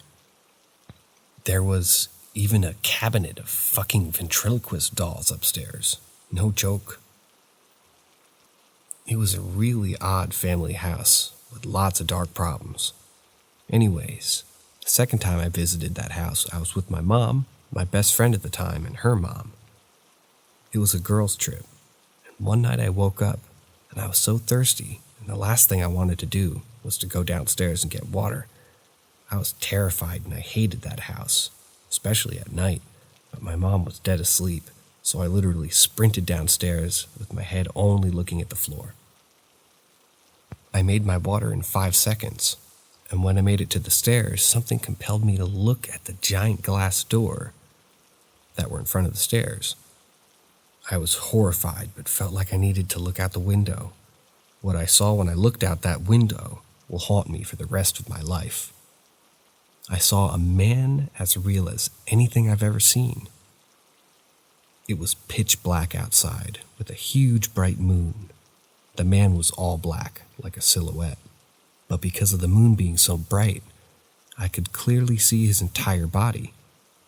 He was blacker than black, and he stood out so much I 100% thought he was a trespasser. He was wearing a top hat and was unhumanly tall, like 7 feet. My heart literally felt like it stopped beating. I felt like I was in a trance. I was so unexplainably horrified, but I couldn't look away. He was moving a little bit, almost like breathing. Then about 10 seconds later, he's gone, disappearing into thin air. I fucking panicked and bolted upstairs after I snapped out of my trance. I cried to my mom and I was up all night. The next morning I told my friend and her mom about the experience, and they weren't shocked at all, as they had seen multiple full-bodied apparitions in the house themselves. The nanny that worked for them even refused to go into some rooms of the house. I never went back after that.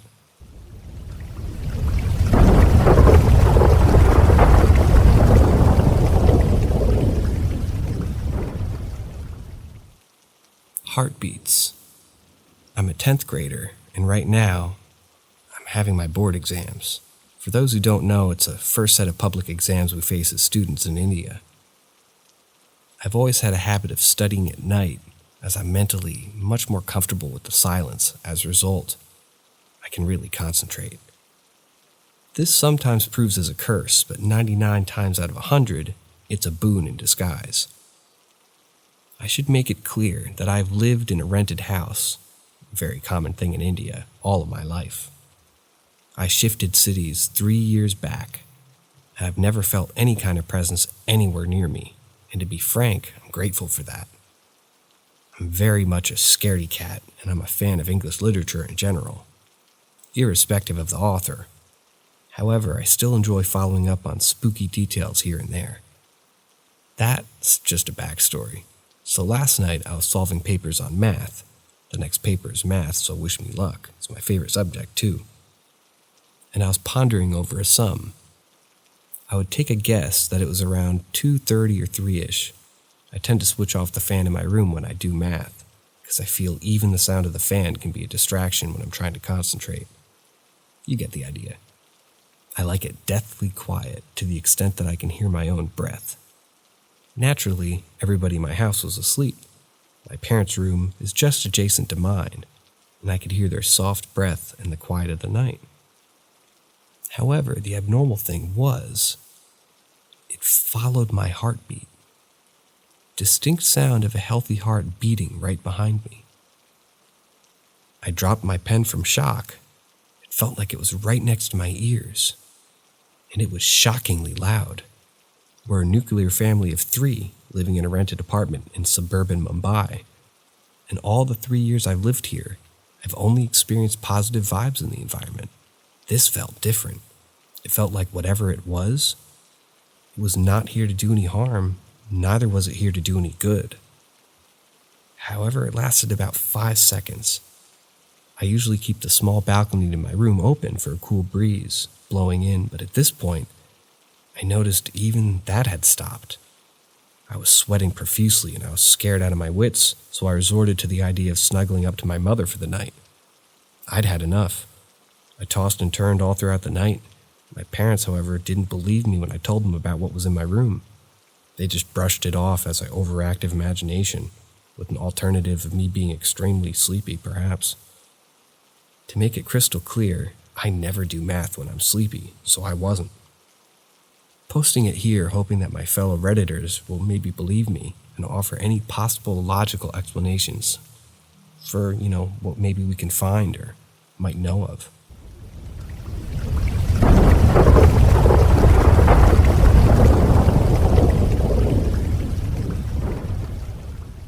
Laughably obvious sign from recently deceased father. It is with a heavy heart that I recount the events that occurred a mere 2 weeks ago, which changed the course of my life forever. My beloved father passed away suddenly, leaving me and my mother devastated beyond measure. We were both in the throes of unimaginable grief, struggling to cope with the sudden void in our lives. One morning after my father had left this world, my mother and I were making the bed in my parents' room. As we were talking, my mother began to have a strange meltdown and overcame with sheer weight of her emotions. In the midst of her distress, we left the room briefly to retrieve something, but upon returning, we were greeted by a sight that defied all explanation. There, sitting on the bed, were 2 Tylenol PM capsules, visibly moving from side to side, completely unaided. Nobody had touched the bed, and the windows were tightly shut, precluding any possibility of a gust of wind causing the capsules to move. It was inexplicable, and we were left stunned and bewildered. But then it hit us. This was undoubtedly a message from my father. He was communicating with us, telling us that he was right there with us, watching over us, and trying to provide us with some solace. It was a comforting thought, and we were both overwhelmed with emotions. It was as though my father was telling my mother to take 2 capsules to help her sleep, knowing that it was something that she often relied on to help her relax. It was a poignant and powerful reminder that my father's love transcended the boundaries of life and death, and that he would always be with us, watching over us and guiding us through life's challenges. It was a moment of profound connection, and it gave us both a sense of peace and reassurance that'll stay with us for the rest of our lives.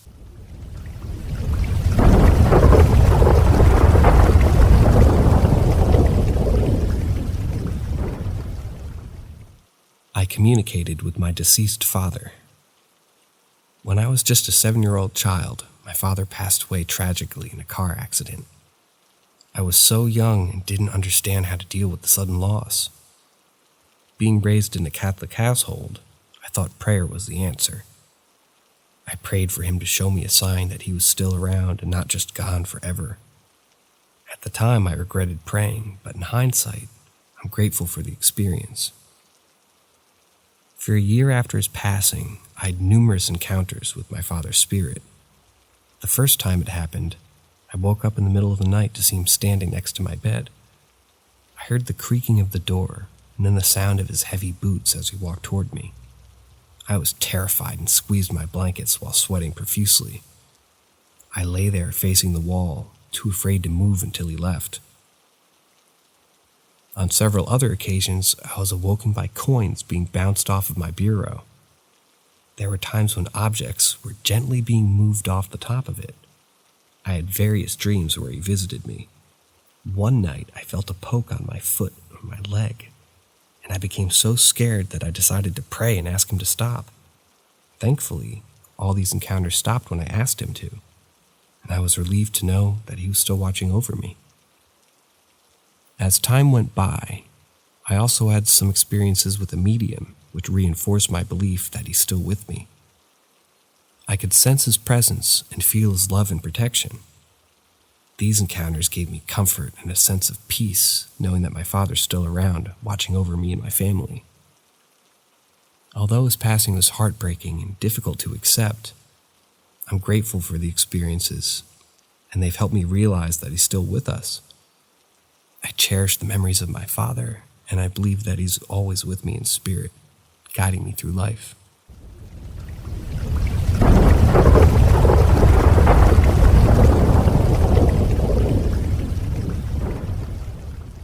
Ghost woman behind me. When I was a young child, my family would take trips to visit my mother's side of the family in town, and it was about a 7-hour drive away. My aunt's houses were known for being haunted, and strange things would always happen, with ghosts frequently being seen. On this particular occasion, my aunt was living on a ranch in the middle of nowhere, miles away from the nearest town. It was during this visit that my maternal grandmother passed away, and we went to stay at my aunt's house to visit and later attend the funeral. On the first night of our stay, my older brother and cousins stayed up in the kitchen cooking and talking. My parents and I were in the far bedroom down the hall from the kitchen, with me watching television while my parents were falling asleep. Suddenly, my brother called me into the kitchen and asked me if I wanted corn on the cob. I declined, but he asked me to ask my mother if she wanted one. I walked back into the bedroom and asked my mother if she wanted corn on the cob, to which she replied no. I then returned to the hallway to tell my brother that my mom didn't want corn on the cob, but he just stared at me with huge eyes wide open, looking petrified. It wasn't until the next day when my brother and I drove into town to get something to eat that he revealed to me what had happened the previous night. He had seen a woman standing behind me, and he had assumed it was my mother at first, but the woman had just vanished into thin air. My brother had been too scared to tell me the previous night as he didn't want to frighten me. The incident was so unnerving that we ended up getting a hotel room for the next night and didn't stay at my aunt's house ever again. My brother was still too spooked. However, this wasn't my first encounter with the paranormal. I had experienced many other instances of unexplained phenomena in my own childhood home.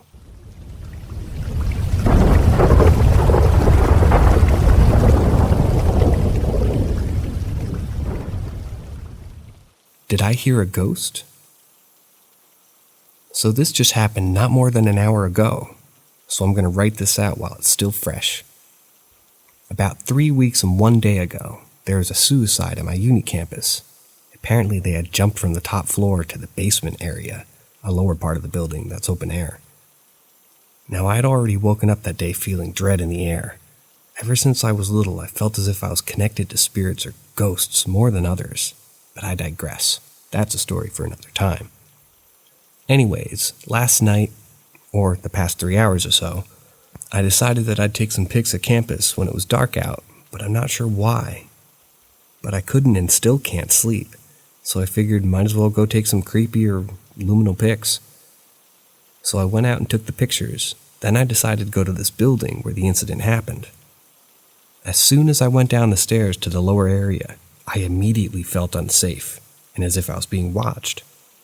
Something definitely felt off, so I tried to take some quick shots and just get out. I took about 4 pictures on the leftmost side of the area, then moved to the center part. As soon as I raised my phone to take the picture, I hear something behind me which sounded like a rustling or a small crack. I pause and try to filter the sound out by just not acknowledging it.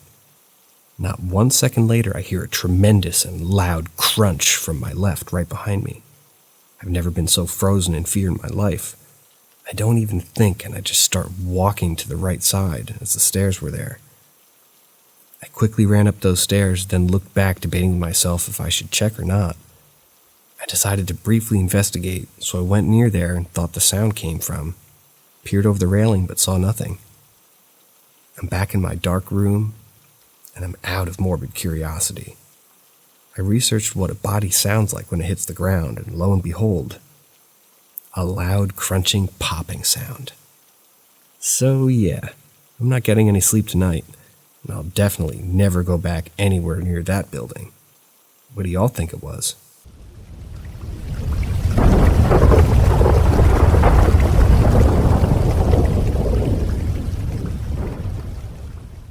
In about 4th or 5th grade, my friend and I, who I'm going to call Jade, were obsessed with ghost stories and anything paranormal.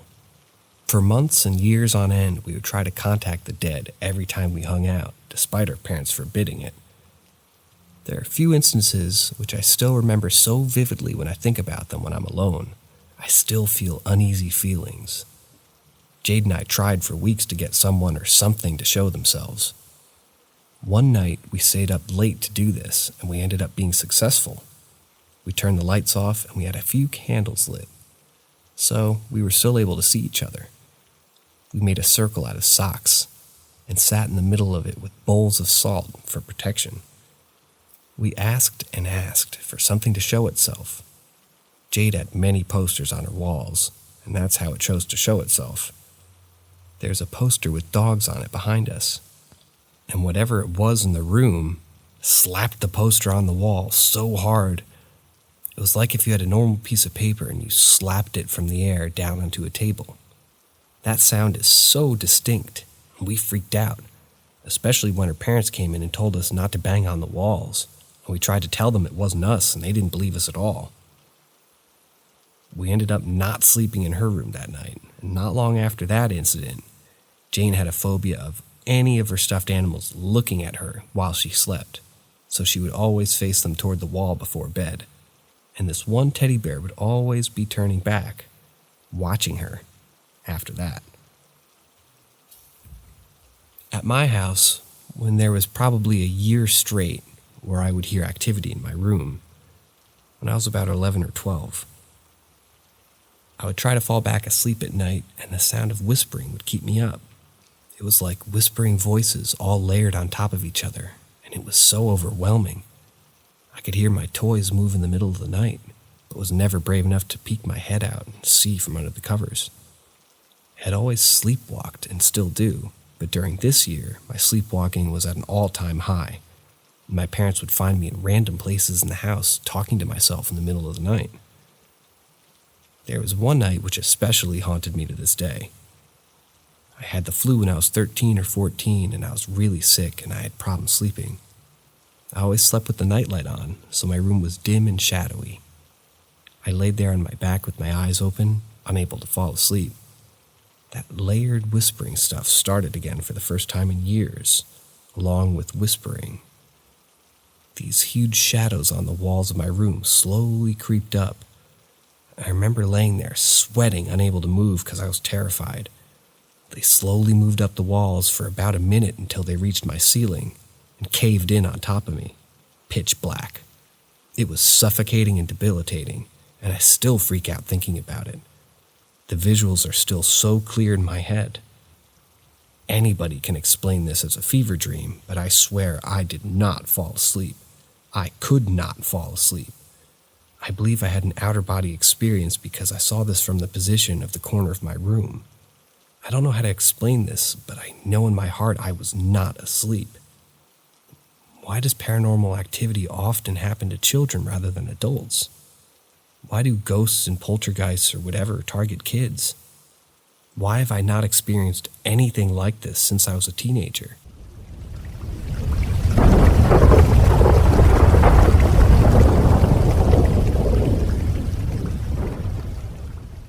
Dead grandpa came to meet his beloved. When my grandma was nearing the end of her life, I made the decision to stay with her at her home to watch over her in her final days. During my stay, I encountered a series of unexplainable occurrences that I believe were caused by my grandpa's ghost, who was waiting to meet her at the gates in the afterlife. It's important to note that my grandma's house had shag carpets, which meant that it would take some force to open or close one of the inside doors. The doors were not easily moved by a breeze or any other natural occurrence. A few days before her passing, I was hanging out in the basement when the bathroom door suddenly swung open on its own. Frightened, I spoke out loud, addressing my grandpa's ghost, saying, "Grandpa, if that's you, please don't spook me. I'm afraid of ghosts." I wasn't sure what to make of this strange occurrence, but I couldn't shake the feeling that it was somehow related to my grandpa. The day before my grandma passed away, she was confined to her bed, and I closed the bedroom door to keep any noise from waking her up while I did some chores around the house.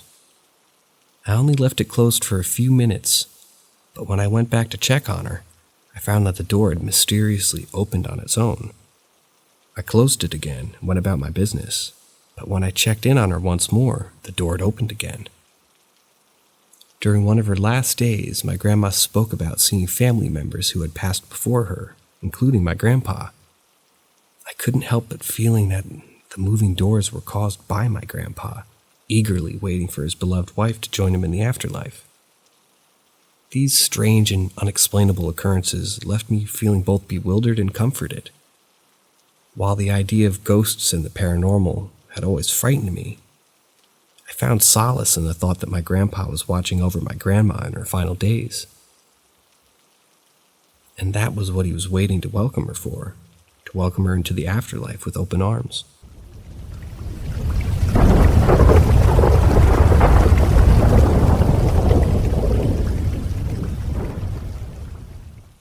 Glitch in the Matrix? Time reversed. The story I'm about to tell you is one that still baffles me to this day, even though it happened 16 years ago. It was a typical day. My friend and I were sitting on my brother's bed, just watching TV and chatting. My brother had a box of metal BB pallets on the bed, but we didn't bother moving it because we had his stuff everywhere. Suddenly, my big green German Shepherd Guinness came running into the room, playfully jumping up onto the bed.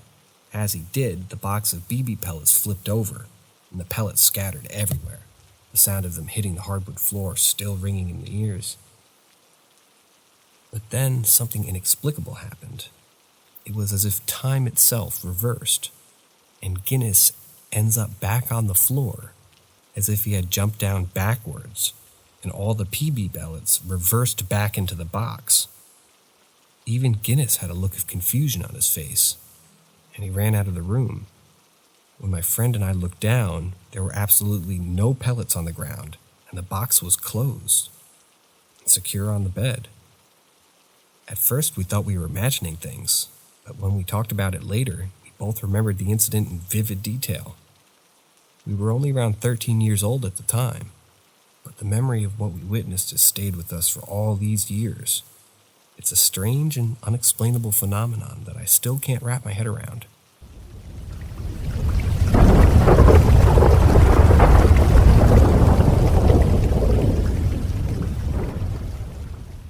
Series of weird recent events and their possible explanations. I want to start off that I'm not on any mind-altering or hallucinogenic drugs, nor have I ever been diagnosed with any type of psychosis or other mental illness. The first thing happened around Christmas Eve, and around 6 a.m., and I had this feeling of multiple hands, or maybe just one hand, wrapping around my neck and trying to pull me out of bed. It stopped, then happened again, as it was a person trying again after the first attempt failed. My first thought was a break-in, maybe due to how realistic it felt. But when the sun finally came up and there was no sign of forced entry or broken door, locks or windows, as if nothing had even happened at night. This one was most likely sleep paralysis, and I wrote it off as such, as I've heard stories that are very similar, and it's a common thing. The second instance was last month or so, in which I briefly felt the touch around the same area, this time on my arm or shoulder. I just remember the touch being super cold and icy, and it happened around 2 a.m. This one was possibly a tactile hallucination, though I never heard of the sensation of feeling cold. It's not impossible, just unusual maybe. Now this third event is where it gets weird. Around 5 a.m. I was jarred by the weirdest sound.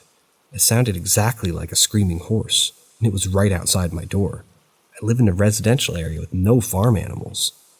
It also sounded like whatever was making the horse's noise was also trying to open my door by rattling and pulling the handle.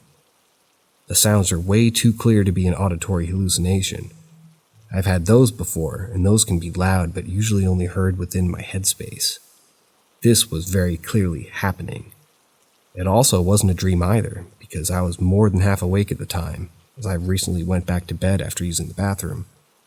The first two I have possible rational explanations for, but the horse noise incident I have no idea about.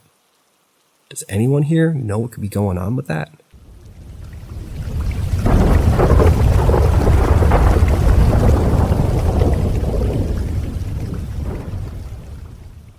My first ghost encounter. I'll start by saying this isn't the only time I've had these type of experiences in my life, but it is the most significant. It was 1989, 1990-ish, and I was about 3.5 years old. My parents, 2 siblings, and I were staying at my maternal grandparents' house overnight after some random family function. My grandparents lived in southern Nassau County, Long Island, in an area, from what I've been told, was where the American natives and colonists would have had violent confrontations. If there was a conflict, it happened on those lands. Heavy, I know. Timestamp, 3 a.m. I'm in a bedroom sleeping. To get an idea of the layout, the room is a 12 by 12 foot square. The bed was against the wall opposite the door. Sleeping on my side, facing said door, I woke up randomly. Frozen. A few moments later, I see an apparition of a man walking rather slow past the open door, pushing some sort of cart or wheelbarrow. Wearing what looked like a long burlap frock coat and a wide-brimmed hat, maybe 6-ish feet tall, long hair, high cheekbone, high facial structure.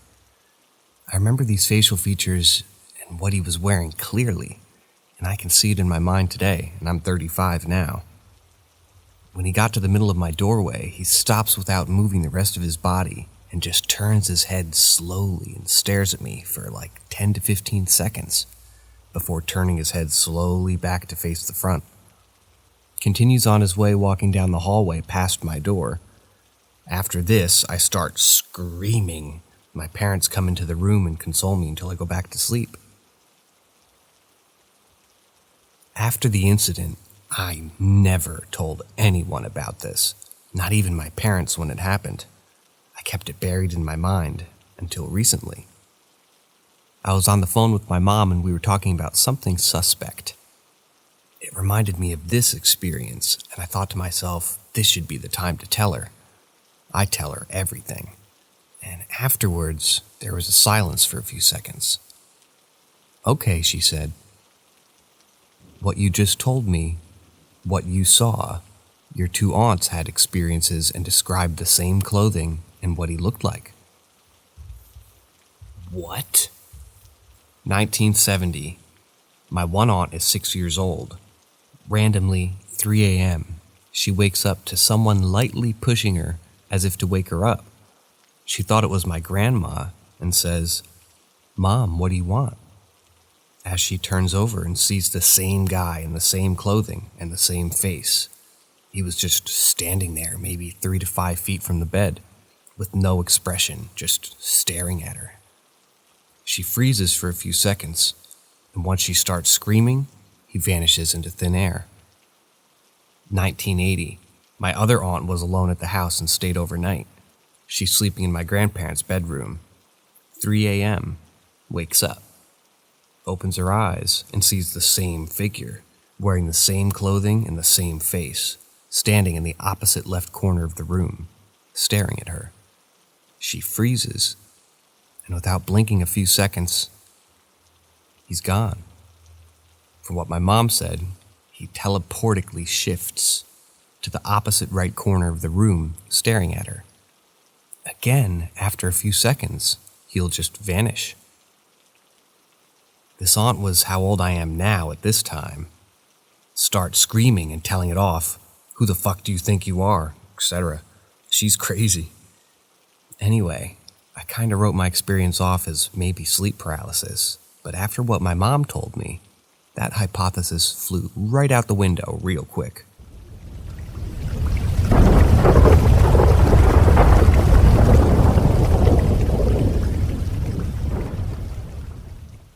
Black magic djinn story shared by my friend.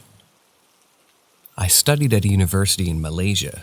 I went away from my family, thousands of miles. This started very early on when I moved there. Our campus was away from the city. As an international student, we would be stretched thin for money, and we'd get straight to the main city. So most of the time, I spent in my hostel room. One night, around 7 or 8, 2 friends were coming in a borrowed car when the car suddenly stopped. He named the highway, but I forgot it, and we got out to see what was going on. As soon as we got out, the car started on its own. We thought it must be some sort of mechanical issue. We didn't know shit. So we sat back in. The car stopped again. My friend kept turning the ignition, but it wouldn't budge. We decided to get out and push. Like I said, we didn't know anything, and the car felt like it was cement. The friend driving got out to help, and as soon as he stepped out, the car started again, with the hazards flashing and the lights on full beam. We started freaking out. None of us wanted to sit in it now. We waited until a few cars passed, flagged one down, and asked the people to help us. And somehow we got to campus and just went to our rooms that night, and I couldn't sleep. I kept feeling like someone was in the room with me, moving with me, looking at me. I kept looking up suddenly to catch someone there, but there wasn't anyone. In the morning, I asked the others, but they didn't experience anything, so I shrugged it off. Come night, I start feeling uneasy again. I play music in my room to wear it off, but it doesn't go. I shower, pray, and try to sleep, but it doesn't go. My bed was up against a wall and I slept facing it. The whole night I could feel someone standing behind me, looking at me, willing me to turn. This kept going on for a few days at this point. I'd play a TV show in the background and I'd wake up after 5 or 6 episodes had passed. I didn't play the Quran because I didn't want to wake up with a dream that would be disrespectful. The presence didn't go there. And then something happened. One night I'm struggling to sleep, and when I feel something or someone pulling my sheet away, I scramble to hold it, but my body's paralyzed. I only blink my eyes. I lie there as the whole sheet is pulled off of me, trying to recite something, but unable to. And then the whispering started. Like multiple people whispering in slow, angry whispers. I couldn't make out anything. I wet the bed, and then lay there paralyzed for I don't know how long. My phone's alarm went off, and I could finally move, and this became regular. Then I'd have these episodes of paralysis and hear these whispers, and my grades declined, and I was exhausted. One evening, I just picked up my stuff and went to sleep in my friend's room, who was almost always I. He looked up at me as I came in alone and went, "Who are the other guys?" There was no one. I called him a bloody stoner, rolled up and went to sleep. Next morning I wake up for class and he's getting ready too, and he brings it up again. "Your new friends are weird. They just sat there all night beside you, looking at you. Didn't even respond to me. I just look at him and it doesn't look like he's joking." I quietly take my classes and call my dad afterwards. He tells me to take one of those small ayat UI curses, some lines from the Quran, and stick it outside my door, so I do that. That's when the shit hits the fan. I don't want to change my room because it's a long process, and I'm angry now because this is my space and it's being invaded. I have the ayat kursi, and I've lost my patience totally. That night I sleep soundly until there's a loud knock on my door. I'm still not sure if everything that happened after was real or if I was in a trance. I got up and opened the door and there's a man standing there. I'm not sure if he was old, but he's very tall with his entire body covered in tattoos. He doesn't have eyes. I'm not sure what they were, but he just points at the paper stuck above my door and makes this guttural sound that rocks my literal bones. He keeps pointing at it, with the weird scream coming from him. I don't know if anyone else heard it. If it was a dream, what was it? I don't know. I just know I removed the paper, and he came in. I remember waking up the next morning in my bed, angry at myself. I started finding these small things in my room. Dead birds, old bones of small animals, broken combs, sometimes burnt paper. I would just throw it all out because now it was a fight with them. Then one night, I decided to stop sleeping facing the bed. This is my room, my space, and I'm not letting them bully me anymore. I loudly speak out loud, and I do whatever I can. I'm not going to go anywhere else. I pray loudly, then I go to sleep. I wake up in the middle of the night with all my room lights on, and I see this thing, and I'll never forget it. It's the same man. This time, he's offering namaz, a Muslim prayer called salah, in my room in the wrong direction. He's doing all the same motions. I can hear the sounds, but he's facing the wrong way. I don't know how long I lay there, barely able to breathe and unable to scream, until the man, sitting in there, turned around and stretched his arms out towards me. They weren't arms. They were these long, black, snake-like things, and they looked like they could strangle me in a few seconds. In my heart, all this time I was reciting something. I could feel my tears on my pillow, and I lost all memory after that. I woke up in the morning with scratch marks all over my body, like a bunch of cats had just been let loose on me. My bedsheets smelled like old blood. That was it for me. I couldn't go on like this anymore. So I contacted my cousin, who put me through to someone I could talk to. That night, I decided to go to sleep in a mosque. It's common in Malaysia for guys to wear, I think he said a dhoti, but I'm not sure, or even how to pronounce it, over your shorts. If you're praying, you do this. So I prayed. I used mine as a sheet and went to sleep in the mosque's courtyard. It's hard to believe the next part, so I'll leave it up to you. I woke up in the same exact place our car bust that first night. I woke up to these strangers shaking me awake, asking me if I was okay, someone suggesting calling the police. Some turned out to be my seniors, and I got a ride back to the hostel with them. After that, I started sleeping with different friends until the scholar was put through to me. He came and spent a few hours in my room, and after asking around a bit, we learned that the student before me who lived there used to practice black magic in the room. He even used to write with his blood on the walls. The administration just painted a new coat over top. I don't know what happened to the room who got it. I was shifted to another one quietly on the condition that I wouldn't speak about it. And that's it. No more sleep paralysis, or whispers, or visits, or scratches, or waking up in new places, or the smell of blood from me. I still have dreams about it, and I don't look in mirrors for it too long.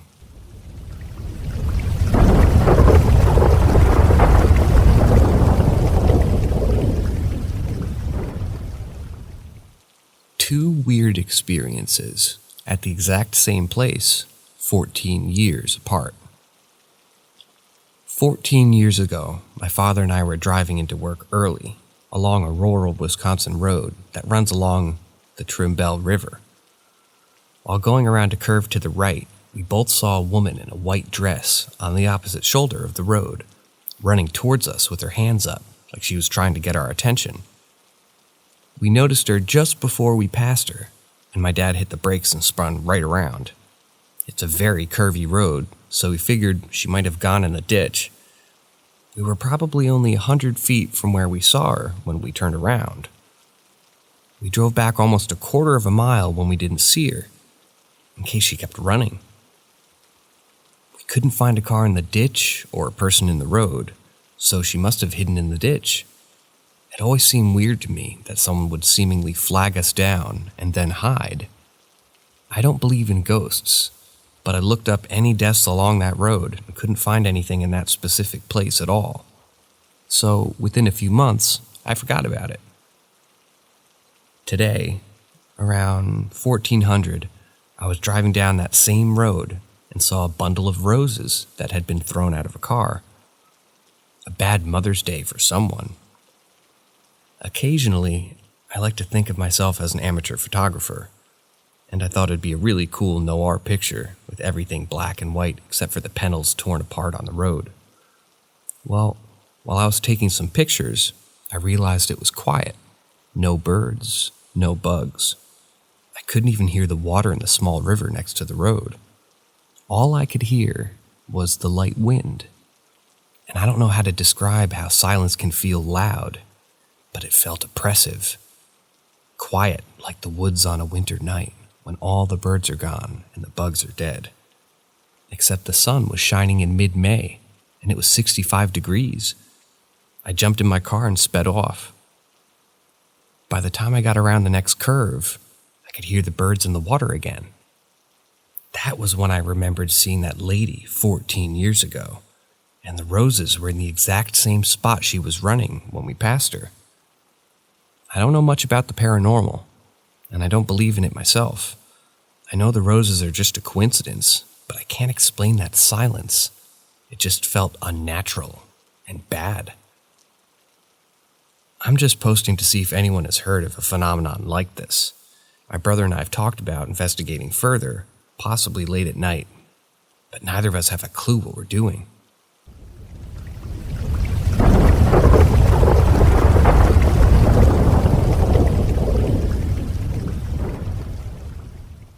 My dear inquirer, Let me recount you a tale of a couple who reside in a pristine, newly erected dwelling, meticulously constructed by their own hands, and who have been blessed with the addition of 2 children, cherubic twins.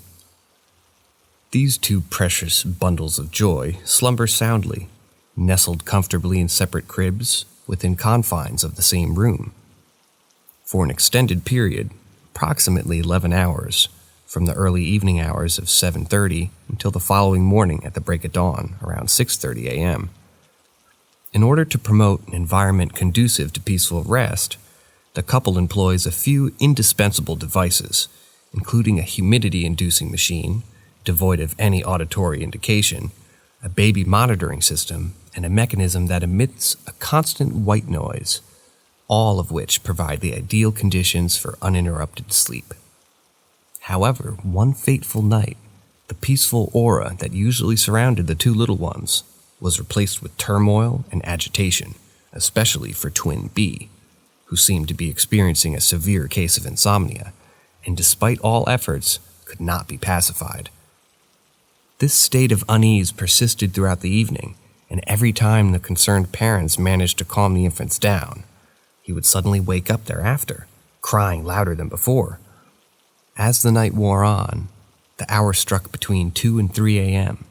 Both parents were weary and exhausted, their energy spent trying to soothe their baby. Consequently, neither of them had the stamina to get up and attend to the infant's needs once again. They hoped that he would settle himself eventually, and that they could all finally drift off into a state of restful slumber. Suddenly, to their astonishment, they heard a distinct sound emanating from the baby monitoring system. It was an audible, prolonged shh, shh noise that seemed to be coming from the direction of their nursery. However, given their current state of exhaustion, they couldn't quite believe their ears. Perhaps it was merely a figment of their imagination, or maybe the white noise machine was malfunctioning, and the sound it produced was somehow distorted. Nevertheless, the following day, while conversing, the wife recounted to her husband her own bewildering experience from the previous night. She was jolted from her slumber by a sound that she believed to be her husband's voice, calmly hushing the restless baby. She opened her eyes to check and make sure her husband was indeed by her side, which he was. When she related this to her husband, he too divulged his own strange encounter, having heard the exact same sound. Both of them knew without a doubt that the noise had come from the baby monitor. Despite being logical individuals, the couple couldn't quite shake off the sense of unease they felt. Their baby monitors did not use Wi-Fi, and they live in a remote, rural area, making it unlikely that any interference or other electronic signals could have caused the disturbance. They were, therefore, left with no explanation as to the origin of the mysterious shh that emanated from the nursery, and this inexplicable event left them with an uncanny sensation, one that they had never experienced before.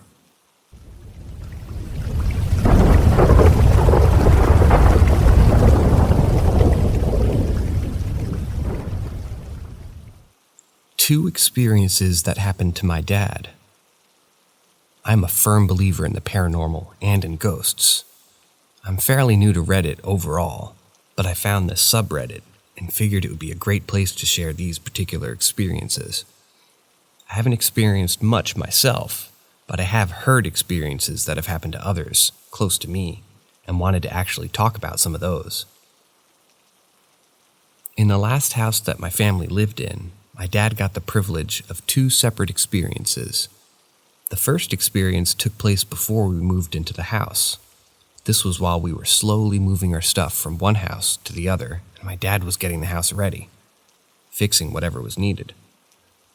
This was also the middle of winter. My dad, at the house alone, was in the basement.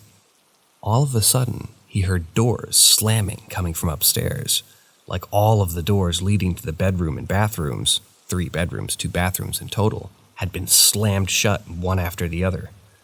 Hearing this, he ran up the stairs, thinking that either he had stopped over with more stuff to move into the house or something else had come into the house. Reaching the ground floor, he found that no one else was in the house at all, and the doors were still open. No windows were open due to it being winter, and the doors definitely all stayed shut when shut properly. His second experience in the same house was a little creepier, at least to me. This was after we had moved into that house completely, and we were there for a period of time. He was relaxing on the couch and watching TV with our dog Zoe. Now, Zoe was a pit bull Rottweiler Beagle mix that was rescued from being a fighting dog. She was tough and was up to any challenge. As my dad is sitting there, he starts hearing a strange humming coming from the next room over, the kitchen. He muted the TV to make sure it wasn't coming from there, and it continued. Now, it wasn't a humming like an appliance or anything, but an old woman humming. He almost thought that it was his imagination until he looked over at Zoe and noticed that she was staring at the doorway to the kitchen, so he wasn't going crazy. Both he and Zoe get up and head to the kitchen. As soon as they step in, the humming stops. He looks around and doesn't find anything that could be making the sound. Just as he's about to head back to watch TV, the humming starts again. This time, it isn't coming from the kitchen. It's coming from the basement. The stairs for which are in the kitchen. The house was set up kind of weird in that sense. Now, when you look down the stairs into the basement, it looks exactly like the view into the basement from the movie The Haunting in Connecticut, which is, and of itself, creepy. So, my dad and Zoe look back down the stairs, where the humming is coming from. My dad starts to head down, but Zoe stays at the top, just staring down after my dad. My dad reaches the bottom, and the humming suddenly stops. He looks around, and just like in the kitchen, nothing was there. And nothing could have been making that humming sound. Nothing special after that. He went back up and started watching TV. Nothing else happened after that. He didn't have any other experiences. We did look into it and found that an older couple had lived in the house at some point before us, but nothing specific. I know it's anticlimactic. It's more creepy than anything else.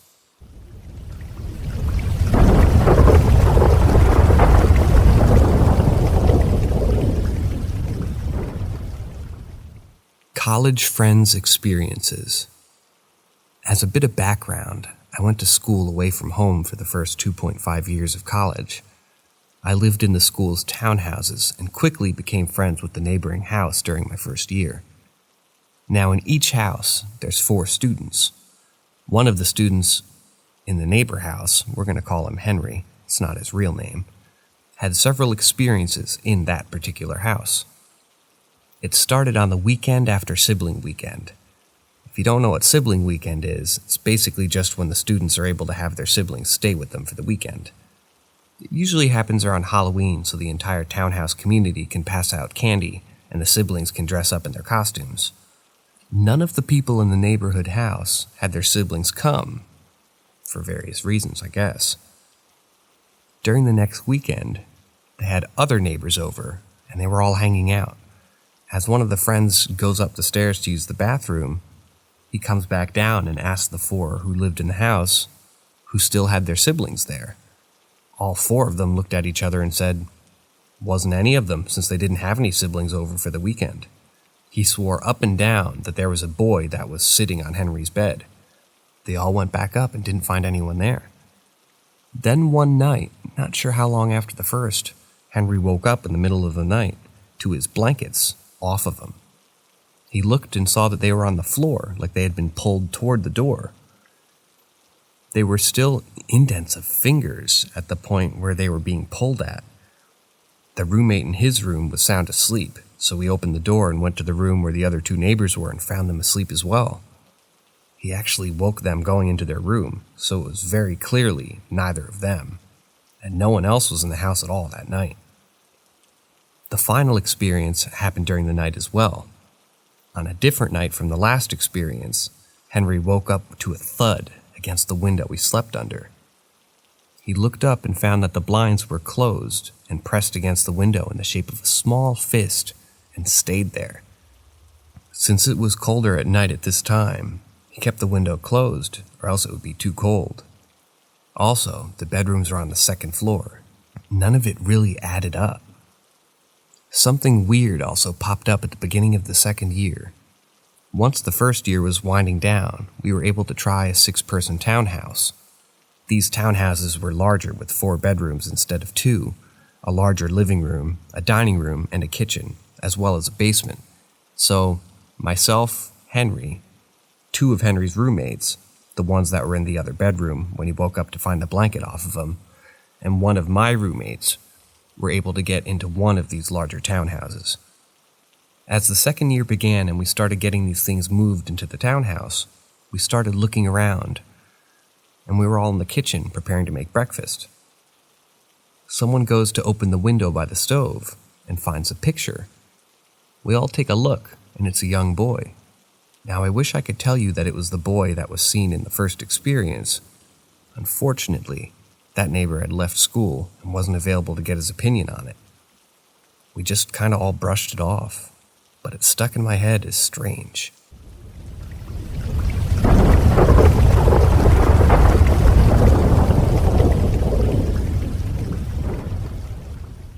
Weirdest thing that's ever happened to me in a hotel room. A few years ago, my husband and I were staying in Brighton, UK for a few nights, a short getaway before I started a new job. I'll have to ask him the name of the hotel, as I can't remember. But I do remember it was an older building. The inside was pretty modern, and the whole place was like a maze, up and down stairs, through doorways, around corners, through archways, etc. Our room was set up like any standard hotel room. Bathroom situated immediately to the right as you enter the room, bed against one wall, and a dresser with a TV on it on the opposite. It seemed like a relatively nice room for the price though, at least by my low standards. We were out the whole first day after we arrived. We got back to the room around 10:30 and started to settle down for the evening. I sat on the bed for a while, scrolling on my phone while my husband was laying on his side, with all the pillows stacked up behind him, so he was nearly sitting up, facing the TV and dresser setup. At this point, the whole room was being lit up by one lamp my husband had turned on his side of the bed. I stood up next to my side of the bed and started to change into my pajamas. As I had my night shirt pulled over my head, arms not even through the armholes yet, something made me pause. Suspended over the dresser, in the empty space about a foot from the TV, was a brilliantly bright white-blue ball of light, roughly the size of a football. My mind was racing to make sense of what I was seeing. At first, I thought it must be some weird reflection in the picture on the wall behind it, but that just didn't make sense. The object was clearly 3D and not a reflection. My second thought was that I had an aneurysm and I was dying. It happens to 20-something-year-olds all the time. Within milliseconds, the light began to expand. It didn't just light up the room, it literally grew in size until it completely engulfed the whole room. My third thought was that this must be some sort of nuclear warfare, something radioactive, but it didn't make sense that it was completely silent. It didn't put off any heat, and it didn't hurt. In an instant, it was gone. The room was now lit by one lamp, now seemed dark. For a few seconds afterwards, I couldn't see anything. My eyes were adjusting back to the one lamp's worth of light in the room. In my head, that was a physiological sign that I hadn't imagined light. With my shirt still halfway on, I looked over at my very skeptical husband, who said, "What the fuck was that?" It's cliche to say, but I'm literally shaking right now typing this. At first I thought it might have been a camera flash, but that just didn't make sense.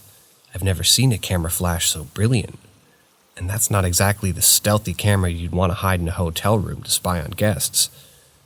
We thought it might have been something electrical, but the TV worked fine. None of the light bulbs blew. Our phones, that were all plugged in during this time, were all fine.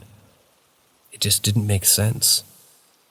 The one thing I couldn't, and still can't, get over is how the light was literally floating in the middle of the air, and the fact that it was such a perfect circle. Yes, I know, that's two things.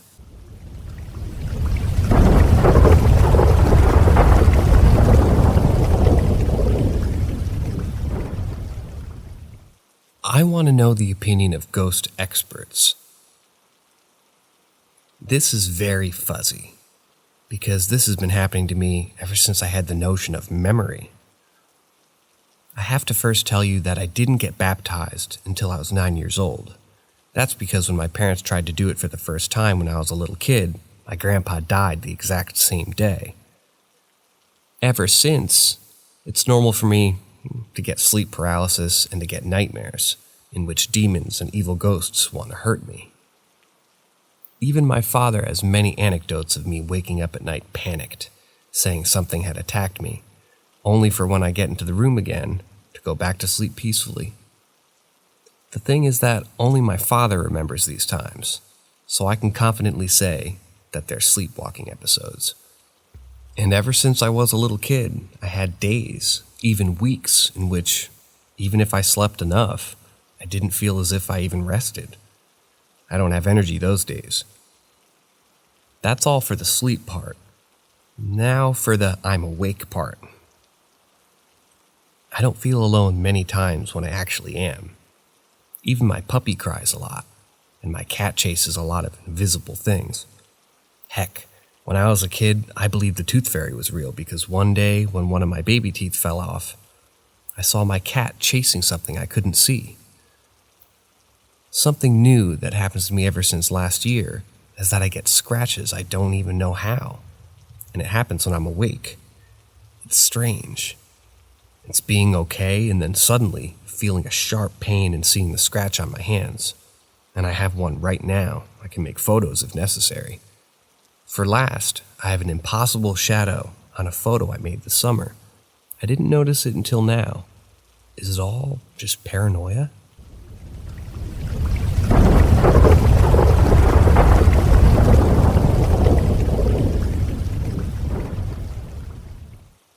As I sit here recalling the tale that was once told to me by my boyfriend, I can't help but feel a shiver down my spine.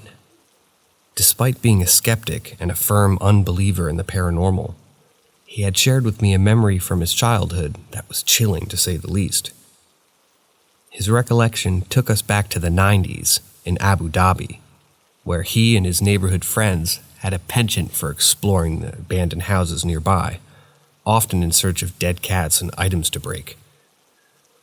On one such expedition, the boys stumbled upon a half-constructed, yet very large and old house. Upon entering the foyer of the house, they were greeted by a sight that left them puzzled. A huge pyramid of rotting bread. The area was completely abandoned, with no construction projects nearby, so they couldn't figure out who was leaving the bread there and why. As my boyfriend and his friend remained on the ground floor, throwing stones around, the other two boys ventured upstairs to explore. As the sun began to set, my boyfriend called for his friends to go home. However, the two boys had gone upstairs, came running down the stairs past him and his friend, looking terrified and not even making eye contact. Despite calling after them, they didn't respond. As my boyfriend and his friends turned around to look back at the house, they saw a figure standing in the upstairs broken window, staring directly at them. He describes the figure as long-limbed and skinny, all in black with cat-like long ears and glowing red eyes. When the figure swiveled to look at them, my boyfriend's blood turned cold, and they both took off in the direction that their friends ran. When they asked the other two boys about the experience later, they seemed reluctant to talk about it, and simply said that they left the house because it was getting dark. My boyfriend pondered whether it could have been a jinn, as local customs dictated leaving offerings for them. Perhaps the bread pile was an offering that had gone unnoticed by the boys. Although my boyfriend brushes off this memory as a childhood imagination, the detail with which he described the figure still sends chills down my spine. As a skeptic myself, I'm not sure what to make of this story, but I do know that it left an impression on me.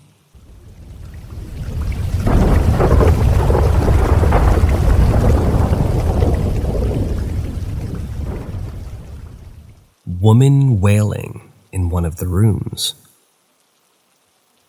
Basically, this happened to my boyfriend. We're long distance. And while we were calling, I'd like to make an explanation. Because honestly, I don't really believe in paranormal. But this has us completely flabbergasted. Basically, this happened twice. I was in a call with him as he was leaving his room, and then we both heard a woman wailing coming out of one of the other rooms. I don't exactly remember, but it went something like, he said, "Hello," and then heard footsteps, then it stopped.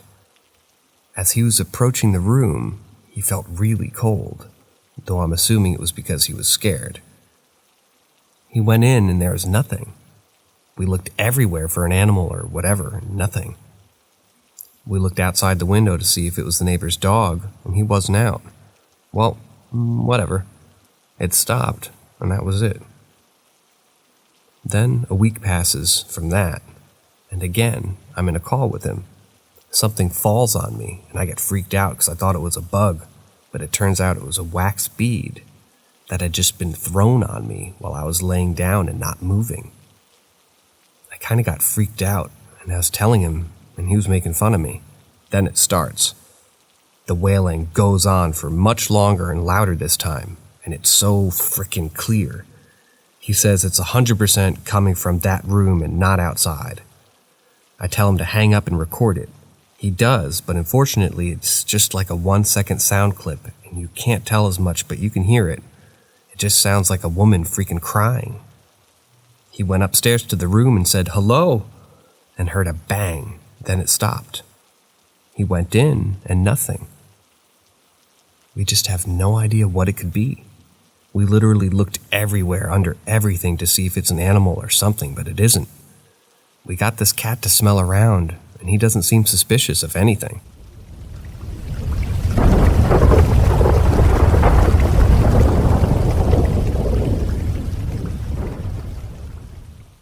Phone recording. Can you hear me? Let me tell you a chilling tale that my friend recounted to me the other day.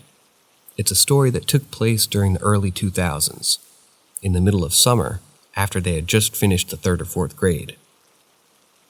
My friend's mother had just gotten a new flip phone, and at that time, it was possible to record audio and make it your ringtone. On their way back from their grandmother's place, my friend, who was sitting in the backseat of their mother's van, decided to record a guitar solo playing on the radio and make it a ringtone. Unfortunately, my friend doesn't remember the song that was playing on the radio, but they do recall that it was most likely a classic rock song, because that's what their mother usually listened to. My friend recorded a 15-second clip of the song, but when they played it back, something strange happened. Instead of just the guitar solo, they heard a voice saying, Can you hear me? Can you hear me? Can you hear me? The voice was crystal clear, and my friend showed it to multiple people, all of whom heard the exact same thing. The voice sounded like Stitch from Lilo and Stitch, saying those words while gargling water, which was eerie in itself. Which made it even more bizarre was that the last "me" that was said turned back into a guitar strum. My friend and others who heard it were all perplexed by what they had just experienced. Was it some sort of glitch or interference from a radio signal? Or could it be something more otherworldly, like a ghost or spirit trying to communicate through the audio recording? Whatever the explanation, my friend had physical proof of something inexplicable happening, and it still gives them chills to think about it. The incident serves as a reminder that there are still many mysteries in this world that we may never fully understand.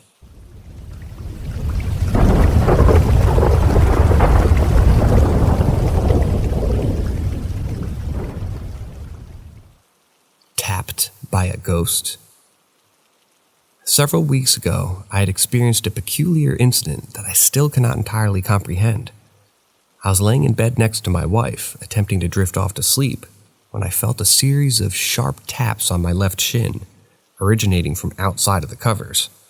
Startled, I initially assumed that it was either my wife or her cat, but to my surprise, my wife was fast asleep on the opposite side of the bed, and I could not locate our feline companion anywhere in the room. The taps had been quick, around 10 to 12 in total, and had a forceful quality to them that made me feel uneasy. As I got up to investigate, I noticed that our cat was sleeping peacefully in the kitchen, and there was no one else in the house. This wasn't the first time I'd experienced inexplicable occurrences, as I had previously seen and heard what I believed to be ghosts on various occasions. Coincidentally, a year ago, myself and 2 friends had witnessed a light switch turn off by itself in the basement of the exact same house. Although there may be some scientific explanation for this particular phenomenon, I can't provide one. Despite living in this house for 6 years, I've never sensed anything overtly ominous or unsettling, and I'm hesitant to label the strange occurrences as a poltergeist or paranormal activity. But I am left feeling perplexed and curious, wondering if anyone else has had a similar experience to me. Have you ever been jolted awake by inexplicable tapping on your body?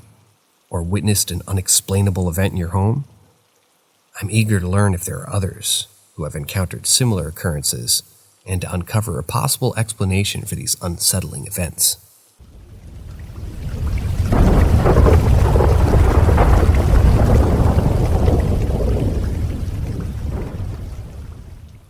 I think I might be being watched by something benevolent. I, at the time, believed this was the onset of another psychotic episode. However, numerous people on there told me that this didn't sound like psychosis, and this doesn't line up with my previous experiences with psychosis. If any of you can help me find a scientific explanation for this, I would appreciate it.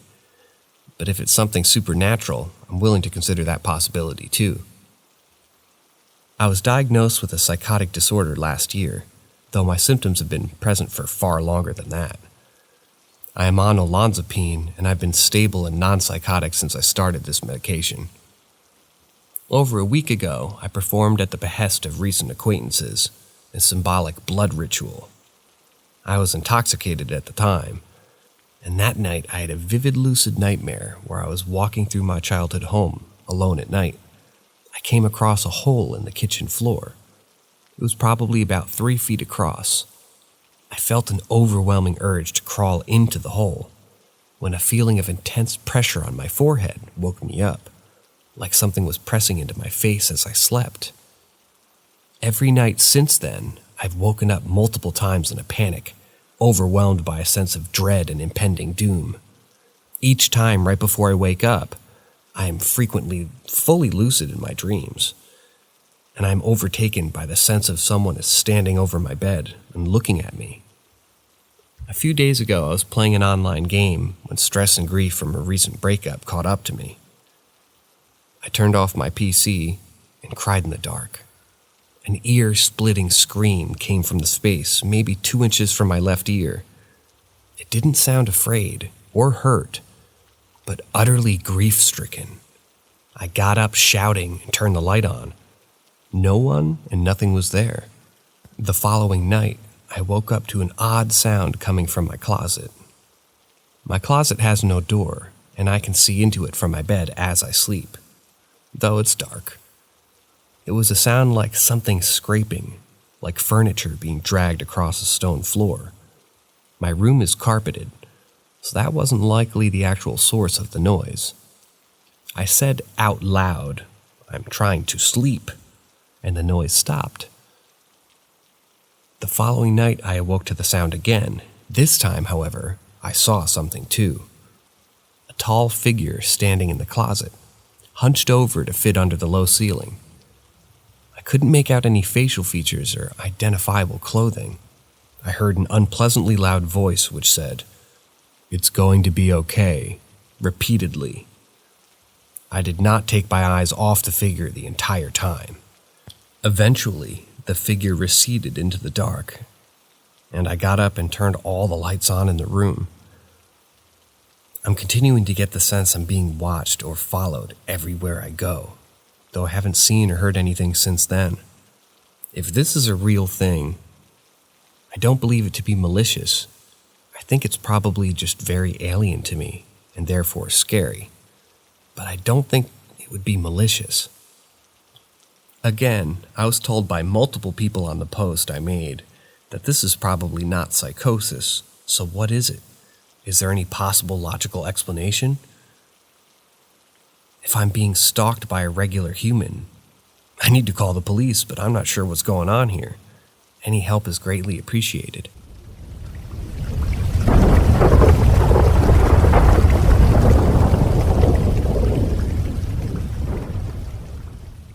The Black Triangle Encounter.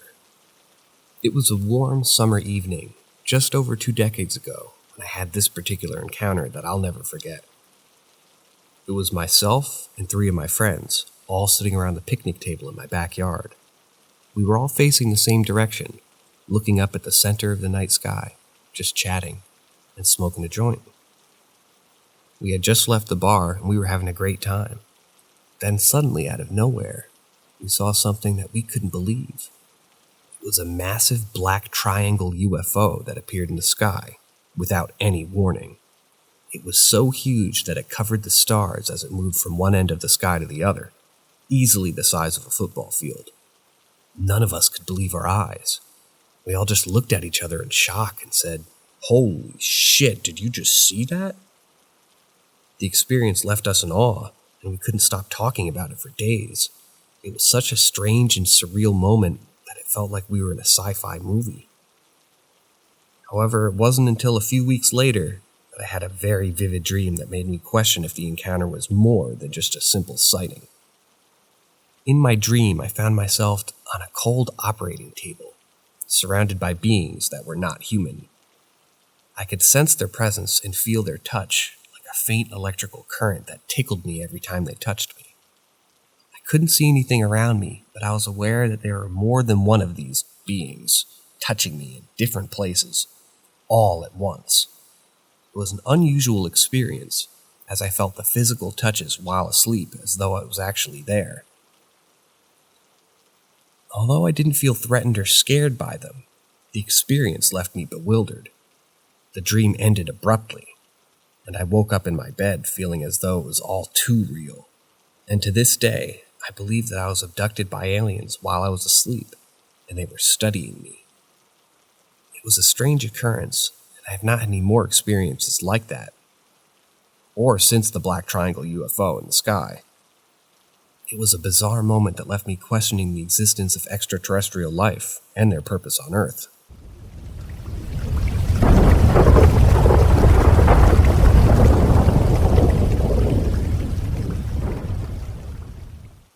My boyfriend's phone disappeared. Possibly a glitch in the Matrix?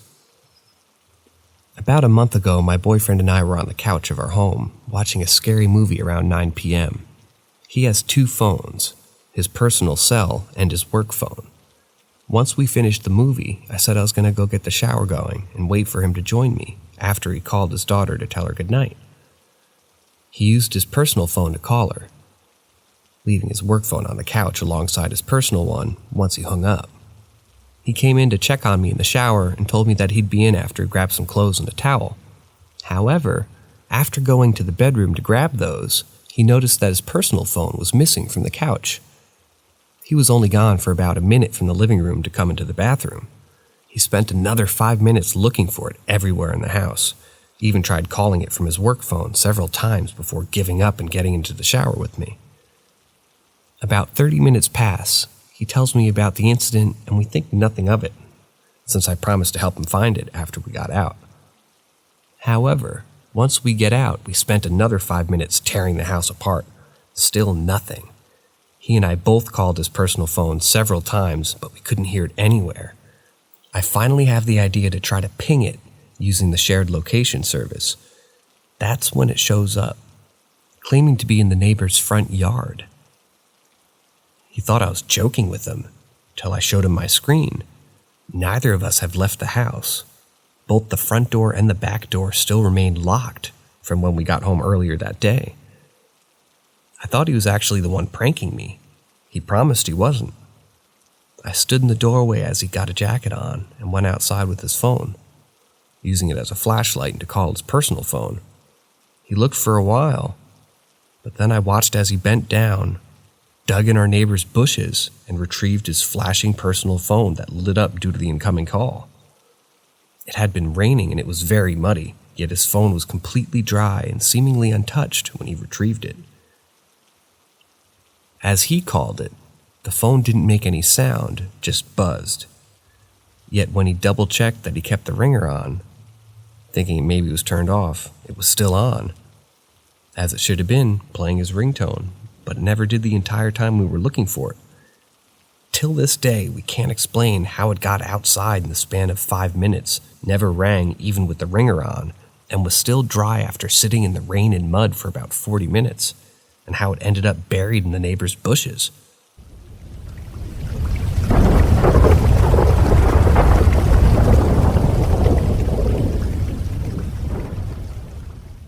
It was around winter, the final year of my high school. I was living in a hostel at that time. So there was this festival, Diwali, in India, that's considered huge, and everyone goes back home that time of year. Almost everyone from my building had already left, and I was supposed to leave in the first couple of days, too. First thing first, I need to describe the setting in order to narrate the incident. So our hostel had a common balcony. Then there was another hostel just beside mine, and it was close as the two buildings could possibly be. I mean, you could easily do a handshake with the person standing in the balcony of the other hostel. So one day late at night, I was talking to one of my friends standing against the balcony railing, and I was just looking outside. So you know that feeling where you can tell that you're being watched? I never thought I'd experience that. But at one point, I felt that someone was looking at me, so I turned my head to the left unconsciously, still talking to my friend. And there I see a small child, 6 or 7 max, sitting on the railing of the balcony, a floor above mine in the next hostel. And he was looking at me with a smirk kind of expression on his face. I know all. This might seem pretty normal, but here's the catch. The child was sitting on the railing facing outwards, as his legs were hanging outside of the building. It was on the 4th floor of the building, and the railing was just a thin metal rod, nothing on which someone can easily sit without slipping off.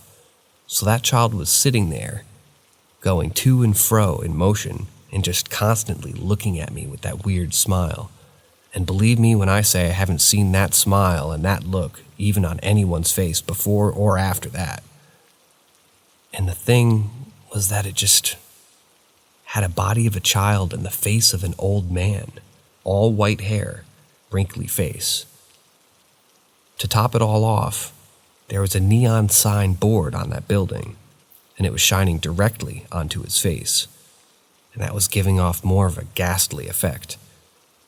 It's hard to describe, but at that point I had lost all my sense and just simply ran into my room. Couldn't sleep the whole night.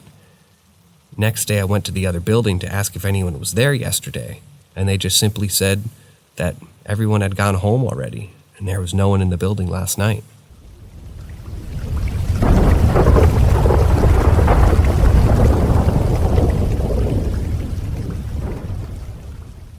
The Hidden Ghost Picture. Once upon a time, during the years of 2005-2006, I was romantically involved with a fellow who hailed from Queens, New York. However, his family had recently purchased a quaint 4-bedroom bi-level semi situated on the outskirts of a petite woodlands area in Pennsylvania, and had relocated there. The dwelling itself was built into a hill, which added to its charming allure. The first level of the house, while technically considered the basement, was essentially a large rumpus room, complete with a bedroom and a bathroom and storage area. It was in this very room that we found ourselves one fateful evening, enjoying each other's company, when suddenly a photo fell from the wall. Curiosity piqued. I bent down to retrieve the fallen item, only to discover that it was an old black and white photo of their ancestors' butcher shop in Brooklyn, dating back to the early 1900s and 1920s. The frame itself was composed of silver and had an antique appearance, resembling the frames that I had seen adorning the walls of my grandma's house. However, as I examined it more closely, I noticed that one side of the frame had a strange indentation, as though someone had attempted to drive a nail through the thin metal strip from the interior side of the frame. My then boyfriend and I decided to investigate the matter further, so we removed the frame in order to examine it more clearly. To our shock and amazement, we found that there was another photo hidden behind the first one. This new photo was from the same era as the first, but this time it was a picture of a gravestone. However, there was something deeply unsettling about this particular photograph, as there appeared to be a ghastly, shadowy figure floating above the gravestone, resembling that of a woman. Feeling a sense of unease and apprehension, we handed the frame and photograph over to my boyfriend's mother, who confirmed that she had never seen the photo before. Needless to say, we all found the whole situation to be extremely eerie and unsettling, and it remains a mystery to this day, and to what the true nature and origin of that strange, ghostly figure may have been.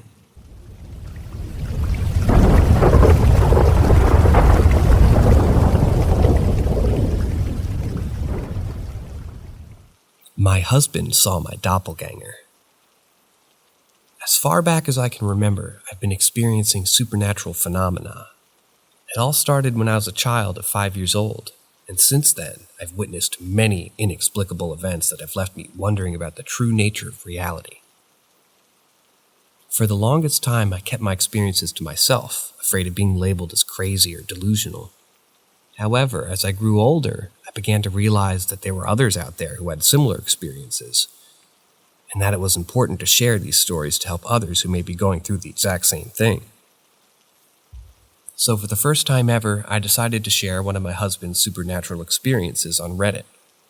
It may not have happened to me personally, but it's a story that stuck with me for years.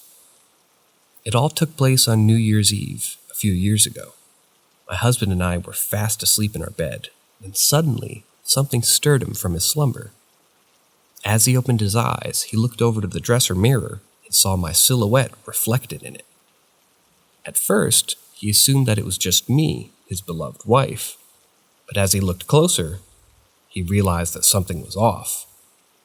The shadowy figure in the mirror was much taller than me, standing at a towering 7 feet tall, while I'm only 5'1". He couldn't believe what he was seeing and quickly turned to look at me in bed, only to find that I was still there, fast asleep. The shadowy figure had vanished into thin air. My husband was so shaken by this experience that he didn't tell me about it until a few months later. He didn't want to frighten me. But little did he know, I had already witnessed so much supernatural phenomena over the years that this was just another drop in the bucket. As I reflect on this experience, I'm reminded of the vast mysteries that still exist in our world, and how little we truly understand about the nature of reality. Who knows what other strange and wondrous things are out there, waiting to be discovered? Only time will tell.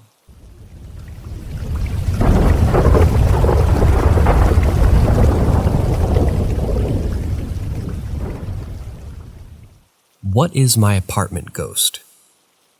In the course of my existence within the same apartment for a period of 2 years, I've come to realize that I'm an inadvertent receptacle for the appearance of ghosts. My relationship with spirits has been quite eventful, to say the least. However, I've recently discovered that there's one particular entity that seems to have taken an unusual liking to me, as its presence has become more frequent and intense.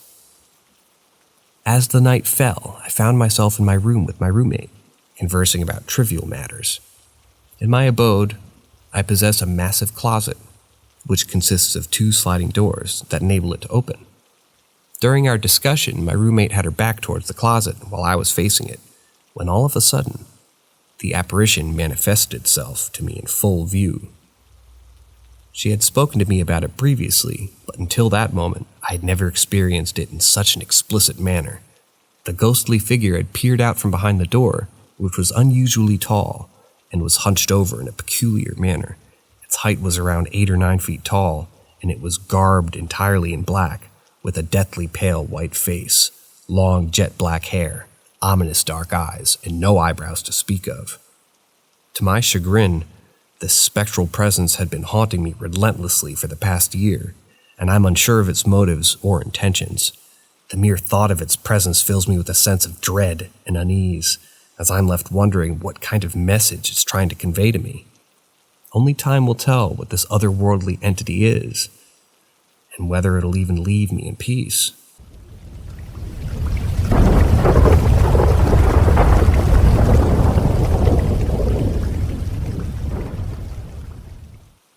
I used to work at this radio station in New Mexico that was listed as one of the most haunted places in the state. It was an old house that had been converted into offices. The story goes that the last owner of the house made a living by carving gravestones in the basement, and that he died while working on one. When the new owners of the building took over, they left the stone where it was. That was a mistake. I heard stories from several people who worked back then. Shadowy figures seen in unoccupied rooms, lights going on and off for no apparent reason. Suddenly, all the activity died down when the stone was moved out of there. Well, most of it. When I worked there, the outline of the stone was still there in the basement floor, and I worked the night shift. I saw some weird shit. For starters, the door to the basement was in the break room, and in order to get to the vending machines, you had to walk by the door. Most of the time, it was no big deal, but on occasion, I would start to walk past, and this terrifying feeling would come over me. The hair on my neck and arms stood up, and it was all I could do to not run out of there. Then one night, I went out into the offices and turned off all the lights, save electricity and whatnot. I went back into the studio to keep doing my show. A little while later, I walked out and saw that all the lights were back on. There was no one else in the building.